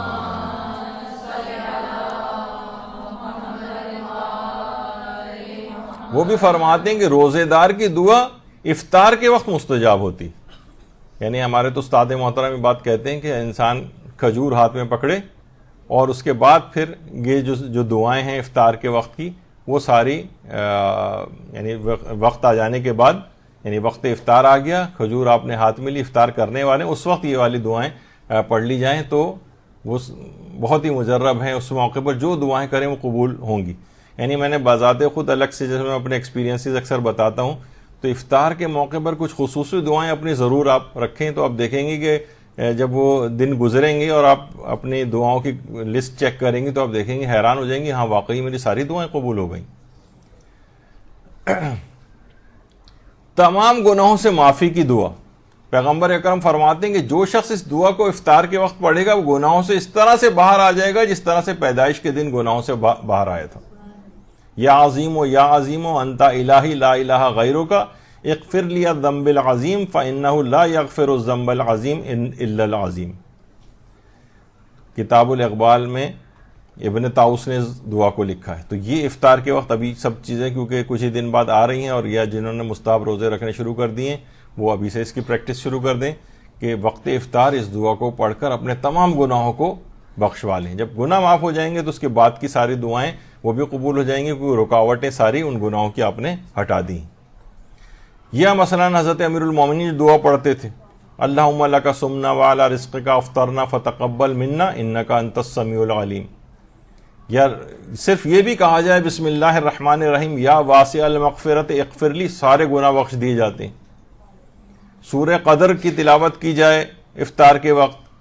افطار کیونکہ قبولیت دعا کا موقع ہے، اس وقت دعائے اللہم کن لولیک الحجت والی دعا یہ افطار کے وقت ضرور پڑھیں، کیونکہ لازمی قبول ہوگی اور نتیجے میں آپ کی تمام مشکلات بھی حل ہوں گی. اور وہ جو دعا بالکل مسنون ہے جو ہر دفعہ افطار کے وقت پڑھی جاتی ہے اللہم لک صمت والا، وہ تو پڑھتے ہی ہیں سب لوگ. تو اور بھی بہت ساری اس طرح کی ہیں. یا مثلا یہ بھی آیت اللہ جواد ملکی تبریزی نے المراقبات میں لکھی، بہترین دعا ہے، دعا رسول اللہ نے حضرت امیر المومنین کو تعلیم کی تھی. یہ آپ افطار سے پہلے کچھ دیر پہلے میز پہ بیٹھنے کی عادت ہونی چاہیے. یعنی ایک تو ہے کہ آپ آخری وقت تک پکوڑے تل کے لائے چلی جا رہی ہیں، لائف پکوڑے جن کو کہا جاتا ہے، اس کی کوئی ضرورت نہیں، تھوڑے سے ٹھنڈے بھی ہو جائیں تو کوئی حرج نہیں ہے. پہلے سے بیٹھ جائیں آ کر. اللہم رب النور العظیم و رب الکرسی الرفیع سے ہی شروع ہوتی ہے کہ جس کو پڑھنے سے نماز اور روزے سارے قبول ہو جاتے ہیں. جو آپ اتنی محنت کریے قبول ہوں گے، ساری دعائیں قبول ہوں گی، تمام گناہ بخشے جاتے ہیں، تمام مشکلات پڑھنے والے کی دور ہو جاتی ہیں، اور اس کے اعمال انبیاء اور صدیقین کے اعمال کے امراء بارگاہ خداوندی میں بلند ہوتے ہیں، اور قیامت میں اس کا چہرہ چوندویں کے چاند کی طرح سے ہوگا. اللہم صلی علی محمد.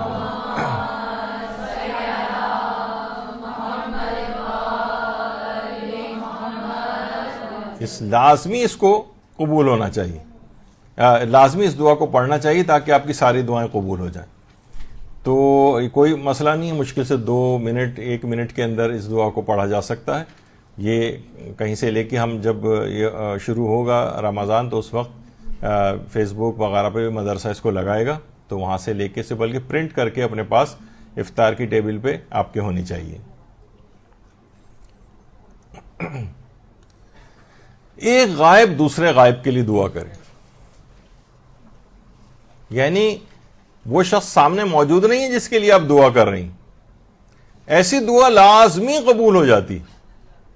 یعنی اکثر جو لوگ کہتے ہیں، مثلا کوئی شخص اگر حج و عمرے پہ جا رہا ہوتا ہے تو لوگ اس سے التماس دعا کو کہتے ہیں، وہ پھر ان کو یاد کر کے وہاں پر دعا کرتا ہے. یعنی ایک غائب دوسرے غائب کے لیے دعا کر رہا ہے، اور وہاں جا کر بھی لوگ یہی کہتے ہیں کہ پروردگار ہم کتنے لوگوں کے دعاؤں کے سفیر بن کے یہاں پر آئیں، یعنی اب ہماری عزت رکھ لینا، اس نے ہم سے دعا کا کہا ہے، اب ہم جائیں گے اور دعا قبول نہیں ہوئی تو بڑی بے عزتی ہماری ہوگی، تو پروردگار ہماری اس دعا کو اس غائب کے لیے قبول کر لے۔ تو ایک غائب جب دوسرے غائب کے لیے دعا کرتا ہے، یعنی سامنے ہو تو ایک بتکلف اس کو کرے گا، لیکن غائب جب وہ سامنے بھی موجود نہیں تو بڑے اخلاص کے ساتھ پروردگار سے کسی دوسرے شخص کے لیے دعا کرے۔ اور اس سے پہلے آپ سن چکی ہیں، آیت اللہ محمد حسین طباطبائی بھی فرماتے تھے کہ ایک فرشتہ خلق ہوگا، روایت میں بھی بات آئی ہے، فرشتہ خلق ہوگا جو کہے گا کہ جو دعا تو نے دوسرے کے لیے قبول کی پروردگار نے تیرے اپنے حق میں قبول کر لی۔ تو یہ ایک فائدہ یہ بھی اس کا ہوگا کہ ایک غائب دوسرے غائب کے لیے دعا کرے تو لازمی قبول ہوتی ہے، جب اس کے لیے قبول ہو رہی ہے تو اس کے لیے بدرجہ اولا اس دعا کو قبول کر لیا جائے گا، اخلاص کے ساتھ اس کی غیر موجودگی میں دعا کر رہا ہے۔ پیغمبر اکرم صلی اللہ علیہ وآلہ وسلم کہتے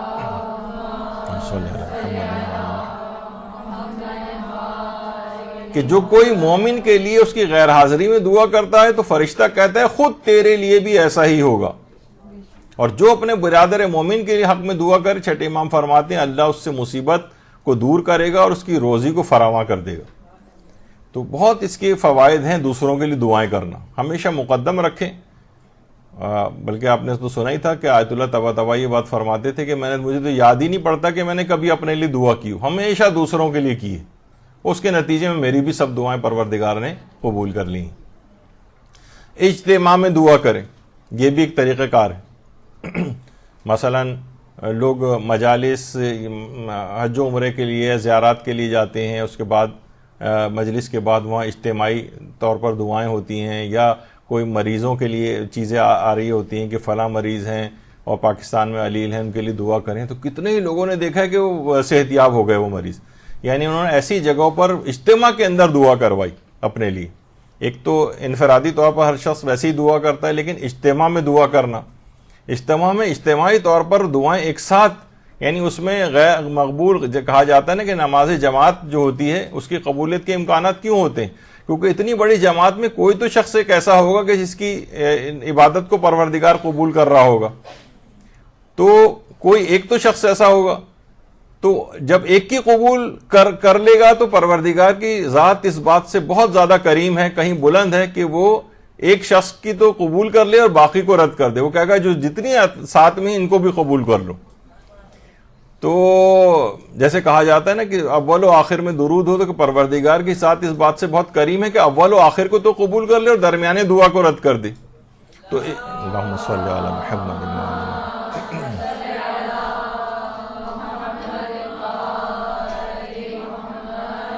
اجتماع میں دعا کروانا، اجتماع میں دعا کرنا یہ بڑی اہم چیز ہے، اس کو بھی انسان کو چاہیے۔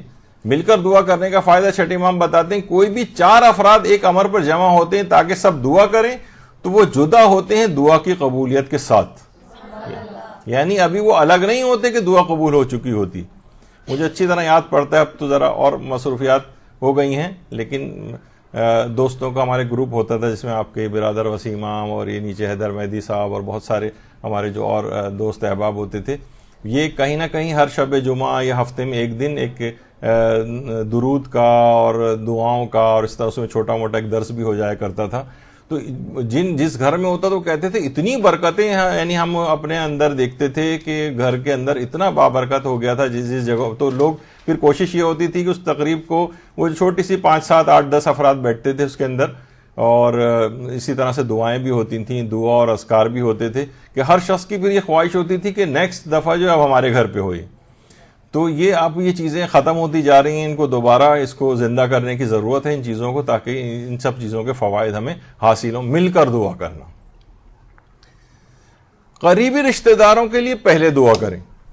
دیکھیے قریبی رشتہ داروں کے عام طور پر ہم دعائیں اگر کرتے بھی ہیں دور دور کو، اچھا قریبی رشتہ داروں سے تو زیادہ تر سے تعلقات خراب بھی ہوتے ہیں، ایک یہ بڑا مسئلہ ہے، تو یہ اور بہتر ہے۔ کہا جاتا ہے کہ اپنے دل سے اگر کینے کو ختم کرنا ہے تو جس سے بھی آپ کے دل میں برائی اور کینہ آ رہی ہے نا، پیدا ہو رہا ہے، اس کے لیے اس کے حق میں دعائیں کرنا شروع کر دیں، وہ کینہ ختم ہو جائے گا۔ اصل میں کینہ یعنی جو ایک برائی دل میں آتی ہے، اب لاکھ آپ کہیں کہ بھئی ان کی حرکتیں ایسی ہیں، وہ ہمارے ساتھ انہوں نے فلاں اتنا ظلم کیا ہے، کوئی بات نہیں، یعنی کینہ خود رکھنا دل میں مومن کے لیے خود حرام اور گناہ کبیرہ میں سے، کینہ رکھنا گناہ کبیرہ ہے۔ اچھا بعض اوقات اس کے پیچھے ہوتی ہیں چیزیں، واقعات ہوتے ہیں اور جو ایکسپیرینسز آپ کے ہوتے ہیں کہ وہ چیز پیدا ہو جاتی ہے، لیکن بہرحال وہ چیز نقصان تو پہنچا رہی ہے نا آپ کو، اندر سے ایمان کو کھا رہی ہے، آپ کی عبادتوں کا لطف ضائع ہو رہا ہے، تو وہ دل سے نکالیے۔ جب تک کینہ مومنین کے لیے دل سے نہیں نکلے گا، یہ عبادت اور دعاؤں کو بھی قبول نہیں ہونے دیتا ہے۔ اس کا طریقہ کار یہ کہ ہر نماز کے بعد جس سے بھی دل میں برائی محسوس ہو رہی ہے اس کے لیے دعا کرنا شروع کریں، ہدایت کی دعا کریں، یہی دعا کریں کہ آپ کو تکلیف نہ پہنچائے، اس کے دل سے دماغ سے آپ کی وہ برائی والی چیز نکل جائے، یہی دعا کریں کم سے کم۔ تو قریبی رشتہ داروں کے لیے پہلے دعا کریں اور پھر بعد میں اپنے لیے دعا کریں، یہ بھی آپ کی دعاؤں کو جلد قبول کروانے والے اعمال میں سے ایک۔ دعا کو عمومیت دیں، یعنی اس کو بالکل عام کر دیں، سب کے لیے قرار دے دیں۔ مثلا کیوں ہی صرف آپ یہ کہیں کہ میری بیٹی کی شادی ہو جائے، ٹھیک ہے اسپیسیفکلی بھی دعا کر سکتے ہیں، یہ کیوں نہ کہیں کہ پروردگار جو اس طرح سے بے شادی کے اب تک گھروں میں بیٹھی ہوں ان سب کی تو شادیاں کروا دے۔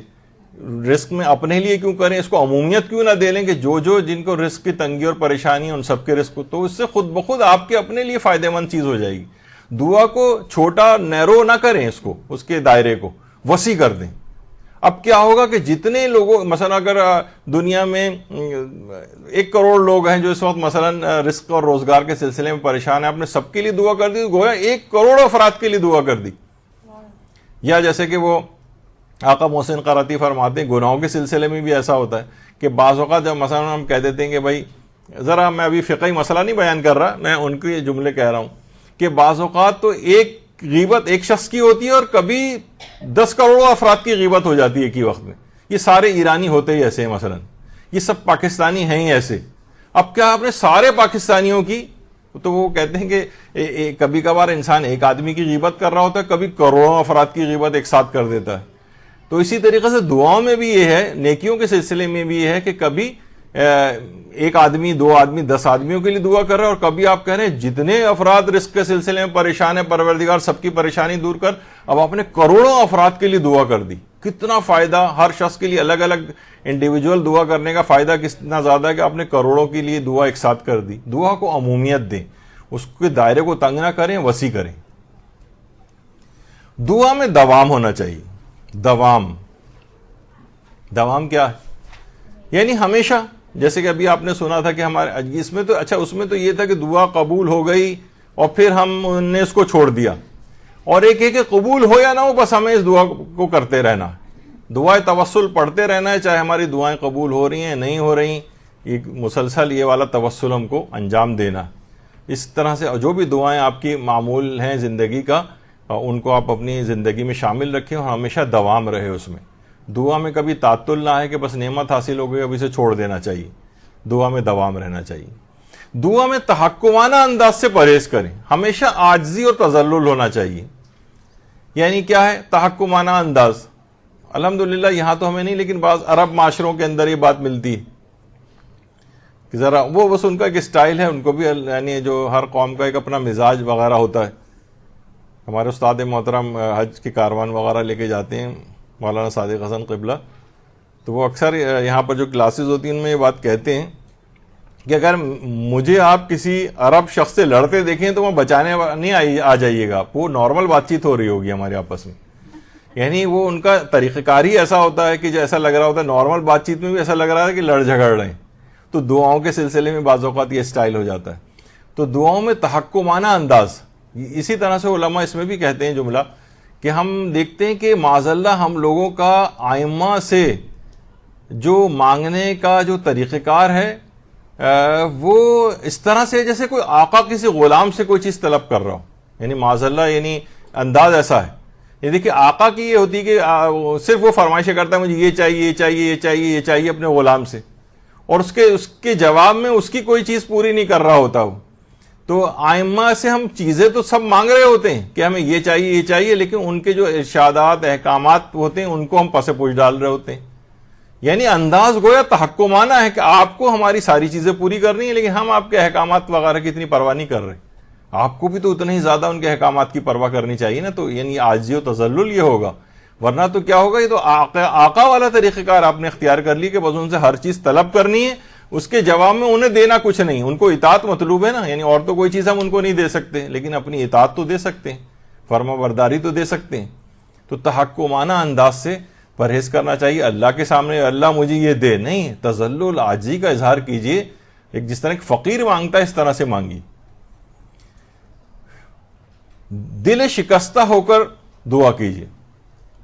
انا عند منکسرۃ القلوب, بعض ضعیف حدیث میں یہ بات آئی ہے کہ میں ٹوٹے ہوئے دلوں کے قریب ہوں.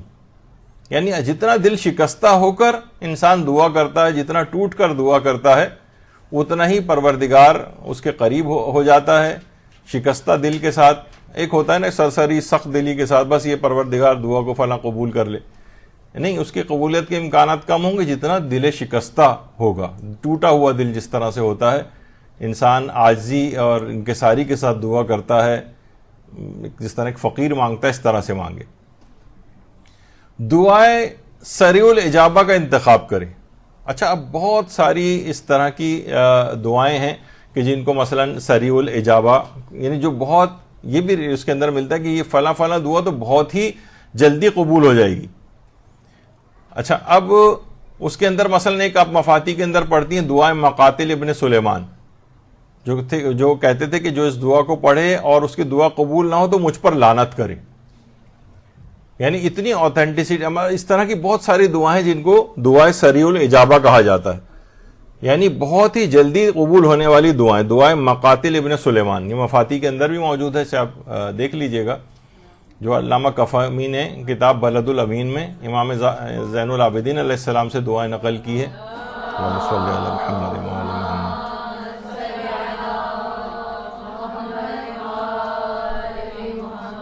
تو یہ آپ مفاتی سے نکال لیجئے گا, اس کے انڈیکس میں دعا یہ مقاتل ابن سلیمان ہے. اسی طرح دعائیں سریع الاجابہ اور جیسے دعائیں توسل ہے, اس سے بھی فوری دعائیں قبول ہوتے دیکھی گئیں, فوری دعائیں. یا مثلا جیسے کہا جاتا ہے کہ اگر واقعی کسی بہت ہی ایسی مشکل میں پھنس جائیں اور آپ کو فوری حل چاہیے ہو, تو یا حیو یا قیوم کا ورد شروع کر دیں. اب مثلا آپ کو کوئی دعا بھی یاد نہیں آ رہی, کوئی کتاب آپ کے پاس نہیں ہے کہ کون سی دعا پڑھیں کیا, اور ایسی مشکل میں پھنس گئے کہ بس ابھی فوری حل چاہیے, نہ پوچھنے کا ٹائم ہے نہ کچھ کرنے کا, یا حیو یا قیوم, یا حیو یا قیوم کا ورد شروع کریں. وہ کام فوراً بگڑتا ہوا کام ایک دم بننے لگے گا اور آپ اس مصیبت سے باہر آ جائیں گے. تو بہت سی چیزیں بہت سریع الاجابہ ہیں, ان کو دیکھنا چاہیے کب کس موقع پر ہم کون سی چیز کو استعمال کریں. اسی طریقے سے مثلا دعائے جوشن صغیر, آپ کو پتہ ہے کہ کس قدر کچھ ہی عرصے پہلے, ویسے تو اگر اتنا ہی کسی کو یاد ہو کہ جب اسرائیل نے حزب اللہ کے ساتھ زبردست قسم کی ان کی جنگ ہو رہی تھی, اور بہت اب یہاں پہ میڈیا اس طرح سے کہہ رہا تھا اب ان کے پاس بس اتنے جو ہے وہ رہ گئے ہیں, اتنا اسلحہ رہ گیا, اب حزب اللہ ختم ہونے والی ہے فلاں. اس موقع پر آپ نے دیکھا کہ انہوں نے کیا اعلان کروایا تھا کہ تمام مومنین دعائے جوشن صغیر پڑھیں, اور اس کے بعد کتنی ذلت آمیز شکست اسرائیل کو نصیب ہوئی تھی. تو اتنا چھوٹا سا ایک گروہ جو کہ البتہ منظم ہے, اور اس نے کس طرح سے اس دعا کو اپنا ایک ہتھیار, دعا جوشن صغیر کو, کہ کوئی شاید ہی کوئی مومن جس تک یہ بات پہنچی اس نے دعا جوشن صغیر اس زمانے میں نہ پڑھی ہو. تو یہ دعا کی طاقت ایسی ہوئی کہ اتنی بڑی ایک ملٹری طاقت کو ایک شرمناک شکست سے دوچار کیا. تو یہ بھی دعائیں سریع الاجابہ, یعنی ایک ہی رات میں اتنی لوگوں نے اس کو پڑھا کہ اس کے بعد پورے ہی حالات پلٹا کھا گئے اور عالمی طاقتیں تک دیکھتی رہ گئیں کہ کیا ہوا ہے. تو اسی طرح سے اور بہت ساری اس طرح کی دعائیں ہیں, آپ کو تلاش کرنا چاہیے. یہ خود ایک پورا ہے کہ کون سی فوری اثر کرنے والی دعائیں ہیں جس میں بالکل ٹائم نہیں لگتا اور فوری اثر دیکھنے میں آتا ہے. دیکھیے پھر اور ایک چیز یہ بھی ہے کہ وسواس اور شک اور عدم قبولیت کا احساس آپ کے اندر نہیں ہونا چاہیے, یعنی یقین کے ساتھ ایک دعا مانگنی چاہیے. یہ جو وسوسے ہیں, وہم ہیں, نہیں پتہ نہیں میری دعا قبول نہیں ہوگی, دیکھیں کرتے ہیں شاید قبول ہو شاید قبول نہ ہو, یہ دعا کے اندر نہ ہو. بالکل پر یقین انداز میں دعا کی جائے, کیونکہ آپ اصل میں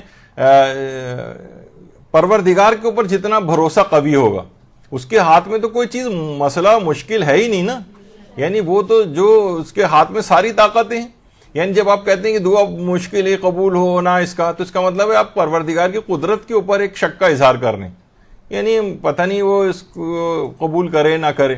بعض اوقات اپنے اعمال کی وجہ سے ہوتا ہے، اور لیکن جو بھی وجہ ہو، بہرحال دعا کی قبولیت کے اندر آپ کو پر یقین ہونا چاہیے کہ میں نے پروردگار نے حکم دیا ادعونی استجب لکم، مجھ سے دعا کرو قبول کروں گا. پروردگار میں نے دعا کر دی، اپنا فریضہ انجام دے دیا ہے، اب تو نے جو وعدہ کیا ہے اس کے کہ میں دعا قبول کروں گا، اب تو اپنے وعدے کو پورا کر. تو عدم قبولیت کا احساس پیدا نہ ہو، شک اور وسواس اس میں نہیں آنے چاہیے. اور ایک ہی سانس میں، یہ روایات میں یہ چیز آئی ہے، یا رب یا اللہ یہ کہہ کر دعا کی جائے. یا رب یا اللہ، یا رب یا اللہ، جتنی دیر ایک سانس میں آپ یہ کہہ سکیں اس کے بعد وہ دعا لازمی قبول ہو جاتی ہے. اسی طریقے سے 10 مرتبہ یا اللہ کہہ کر اگر دعا کی جائے وہ بھی قبول ہو جاتی. 10 مرتبہ شروع میں یا اللہ یا اللہ یا اللہ، پروردگار کا اسم جلالہ اس کو لیا جائے، اور اس کے بعد جو دعا کی جائے روایت میں آئے کہ وہ بھی فوراً قبول ہو جاتی. اذان اور اقامت کے درمیان دعا، یہ بھی بہت ایسا ٹائم ہے کہ جس میں جو دعا چاہیں آپ کریں، اور باقاعدہ کبھی نوٹ بھی کریں کہ اذان اور اقامت کے درمیان، یعنی اذان دے دی اس کے بعد اب اقامت ہمیں کہنی ہے، اس کے درمیان کوئی جو آپ کی خاص دعا ہے وہ آپ اس دوران کریں، انشاءاللہ آپ دیکھیں گے کہ وہ لازمی قبول ہوگی. اذان و اقامت کے درمیان دعا، کیونکہ روایت میں پیغمبر اکرم صلی اللہ علیہ وآلہ وسلم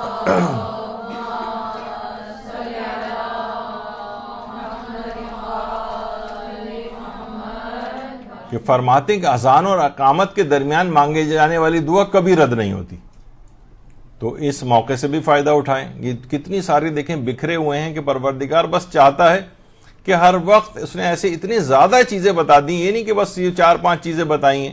اب آپ دیکھ رہی ہیں کتنی چیزیں آتی چلی جا رہی ہیں، اور کوئی موقع ایسا نہیں بچ رہا ہے کہ جس میں اس نے آپ کو سہولت نہ دی ہو کہ اس کے پاس آؤ تو صحیح، پکارو تو صحیح، اس کے قریب تو ہو کر دیکھو، پھر دیکھو تمہاری ساری باتوں کو، دعاؤں کو قبول کرے گا. اور خاص طور پہ ایک ٹائم اور ہے، جمعے کو ظہر سے مغرب کے درمیان دعا کرنا. یعنی جمعے جو نماز جمعہ کے شروع ہونے کا وقت ہے، یعنی وہی اول ظہر، اور اس سے لے کر مغرب تک یہ پورا دعاؤں کی قبولیت کا بہترین وقت ہے. اور خاص طور پر روز جمعہ غروب آفتاب کے وقت، یعنی اس سے بس جسٹ پہلے، یہ اس قدر اہم ہے کہ حضرت فاطمہ الزہرا سلام اللہ علیہا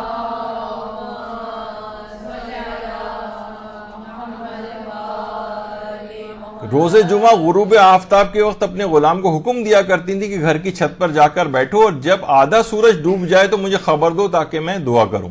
یعنی وہی بالکل غروب آفتاب کے جو کا وقت ہے، وہ روز جمعہ یہ بہت ہی اہمیت کا حامل ہے کہ اتنے ٹائمنگز کے ساتھ شہزادی نے اپنے غلام کو مقرر کیا ہوا تھا کہ اس وقت کی مجھے اطلاع دو، میں اس وقت دعا کروں گی.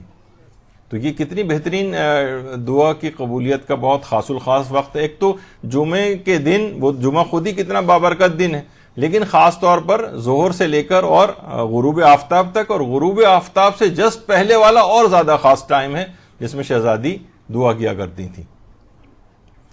پوشیدہ طور پر دعا کرنا. ایک تو ہم اس طرح سے دعا کر رہے ہیں کہ سب کو ہماری آواز جا رہی، ٹھیک ہے، اس میں بھی ایسا کوئی حرج نہیں ہے، لیکن اصل میں انسان بہت اللہ پوشیدہ طور پر دعا کرے، خاموشی اخفات ہو جس کے اندر، یعنی برابر والا بھی مطلع نہ ہو کہ آپ کیا دعا کر رہے ہیں.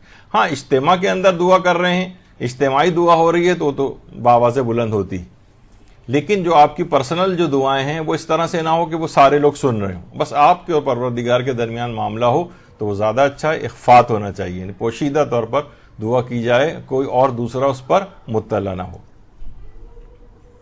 کیونکہ روایت میں پیغمبر فرماتے ہیں کہ پوشیدہ طور پر مانگی جانے والی دعا کا اثر اعلانیہ مانگی جانے والی دعا سے 70 گنا زیادہ دعاؤں کے برابر ہوتا ہے. اعلانیہ بالکل جو لوگوں کے سامنے آپ سب کو اپنی دعا کو ظاہر کر رہے ہیں، اس سے کہیں زیادہ اس میں 70 گنا زیادہ قبولیت کے امکانات ہوتے ہیں کہ دوسرے اس پر مطلع نہ ہو. قبولیت دعا میں جلد بازی کا مظاہرہ نہ کریں، جلد بازی، اور دعا کو جاری رکھنا چاہیے. جتنی جلد بازی کرنے والا، بہت ساری اس میں چیزیں بھی آ جاتی ہیں کہ اللہ کے اوپر یعنی اس کا اعتماد کم ہونے لگتا ہے. دیکھیے ہر نماز کو کہا جاتا ہے کہ وہ قبول شدہ دعا ہے. پیغمبر فرماتے ہیں جو ایک واجب نماز کو بجا لاتا ہے خدا کے ہاں اس کے لیے ایک قبول شدہ دعا جمع ہو جاتی. یعنی اگر آپ کوئی دعا الگ سے نہ بھی کریں, نماز خود قبول شدہ دعا ہے. یعنی پروردگار کے ہاں ایک قبول شدہ دعا کے طور پر دیکھا جائے تو خود سورہ الحمد کے اندر آپ دعا کرتی ہیں, مجھے صراط مستقیم پر چلا اور ان لوگوں کی راہ پر نہ چلانا, اور اس طرح سے, یعنی خود سورہ الحمد ایک پوری دعا ہے. تو جو ایک واجب نماز کو بجا لاتا ہے خدا کے ہاں اس کے ہاں ایک قبول شدہ دعا جمع ہو جاتی. اس سے پہلے بھی بات آئی تھی دعا قبل از بلا. سوچیں کہ کیا چیز آئندہ ایسی ہو سکتی ہے, اس کے لیے پہلے سے دفیہ کر لیں. یعنی آئندہ آنے والی ممکنہ تکالیف اور پریشانیوں کا دفاع پہلے سے کر لیا کریں. یعنی مثلا شب قدر اب آنے والی ہے, خود سوچیں کہ آئندہ مثلا کیا بیماری آ سکتی ہے, کیا پریشانی آ سکتی ہے, کون سی رزق کی پریشانی آ سکتی ہے, اولاد کے سلسلے میں کیا پریشانی آ سکتی ہے. ان سب کے لیے بھی پہلے سے جو بھی پریشانی نہیں آئی اس کا بھی دفیہ پہلے سے کر لیں. اس کو کہتے ہیں دعا قبل از بلا. یہ بھی بہت مؤثر ہے, اور وہ چیز جس کے لیے آپ بعد میں پریشان ہو وہ پہلے سے ہی گویا آپ نے اس کا توڑ کر لیا. امام صادق علیہ السلام ارشاد فرماتے ہیں اللہم صلی علی محمد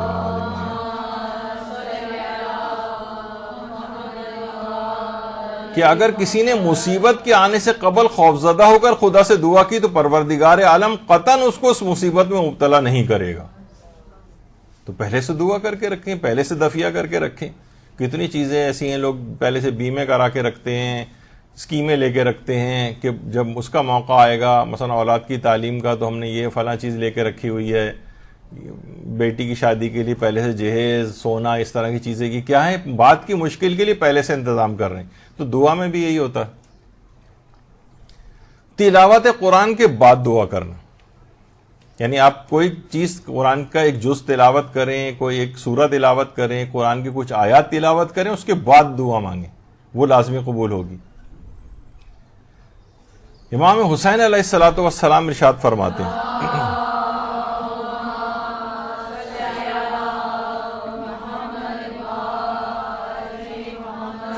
ہیں کہ جو قرآن کی تلاوت کرے اس کی ایک دعا قبول ہوتی ہے, جلد قبول ہو یا بدیر قبول ہو, بہرحال ایک دعا اس کی لازمی قبول ہوگی. جو صرف تلاوت قرآن کرتا ہے, ایک مثلا آپ نے آیت بھی اگر پڑھی ہے تو ایک دعا آپ کی بس ایک لحاظ سے آپ کے اکاؤنٹ میں آ گئی. اب آپ جب بھی چاہیں اس کو استعمال کریں, چاہے جلدی قبول ہونے والی ہو یا دیر سے قبول ہو, بہرحال ہوگی ضرور قبول. تو تلاوت قرآن کا کس قدر ثواب ہے. تلاوت کچھ کیجئے پھر دعا کیجئے. جب بھی حضرت امیر المومنین علیہ السلام ارشاد فرماتے ہیں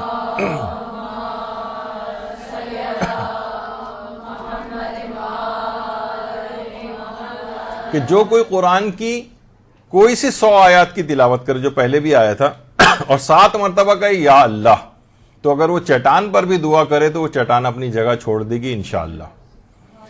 تو 100 آیات کی تلاوت کرنے کے بعد دعا کریں. یہ بھی لوگوں نے بہت مجرب ہے, جتنے لوگوں نے اس پہ تجربہ کر کے دیکھا ہے, اس دعا کو لازمی اس کو قبول ہوتے دیکھا ہے, یہ بہت آپ اس کو پر اثر پائیں گی. یہ جو 100 آیات کی تلاوت کے بعد دعا کرنے والا ہے, اس کے بعد 7 دفعہ یا اللہ. اور پیغمبر اکرم صلی اللہ علیہ وآلہ وسلم فرماتے ہیں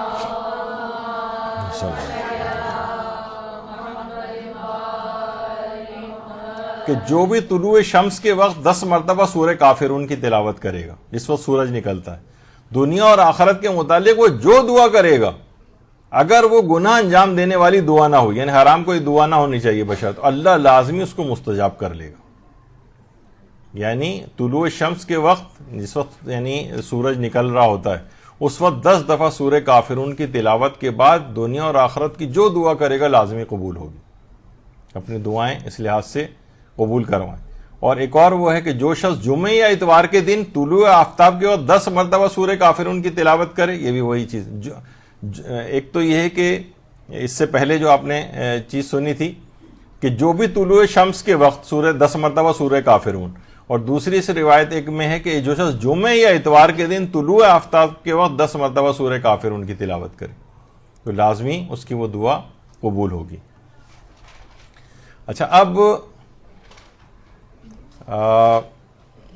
انتظامیہ سے بھی میری بات ہوئی تھی، تو انہوں نے یہ کہا کہ ابھی ہمارے پاس کیونکہ ایک ہفتہ اور 15 شعبان سے پہلے موجود ہے، جو نیکسٹ اتوار آئے گا، تو آپ لوگوں کی ایک دعا جو مسلسل میں نے اس سے پہلے بھی کہہ چکا ہوں قبول نہیں ہو رہی ہے، وہ آج بھی کیونکہ ایک ہمیں موقع مل گیا تھا، تو کیوں نہ ایک دفعہ اس موضوع کو مکمل طور پر پائے تکمیل تک اپنے لحاظ سے جتنا بھی ہو سکے پہنچا دیا جائے۔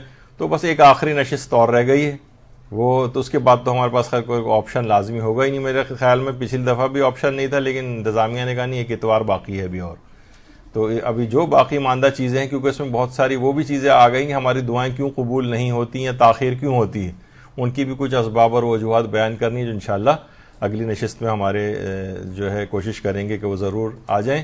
اور انشاءاللہ اب اس میں تو 5ویں جو نشست ہوگی وہ بالکل آخری نشست ہوگی، اور اس کے بعد جو اتوار آئے گا اس میں حضرت امام زمانہ علیہ الصلوۃ والسلام سے متعلق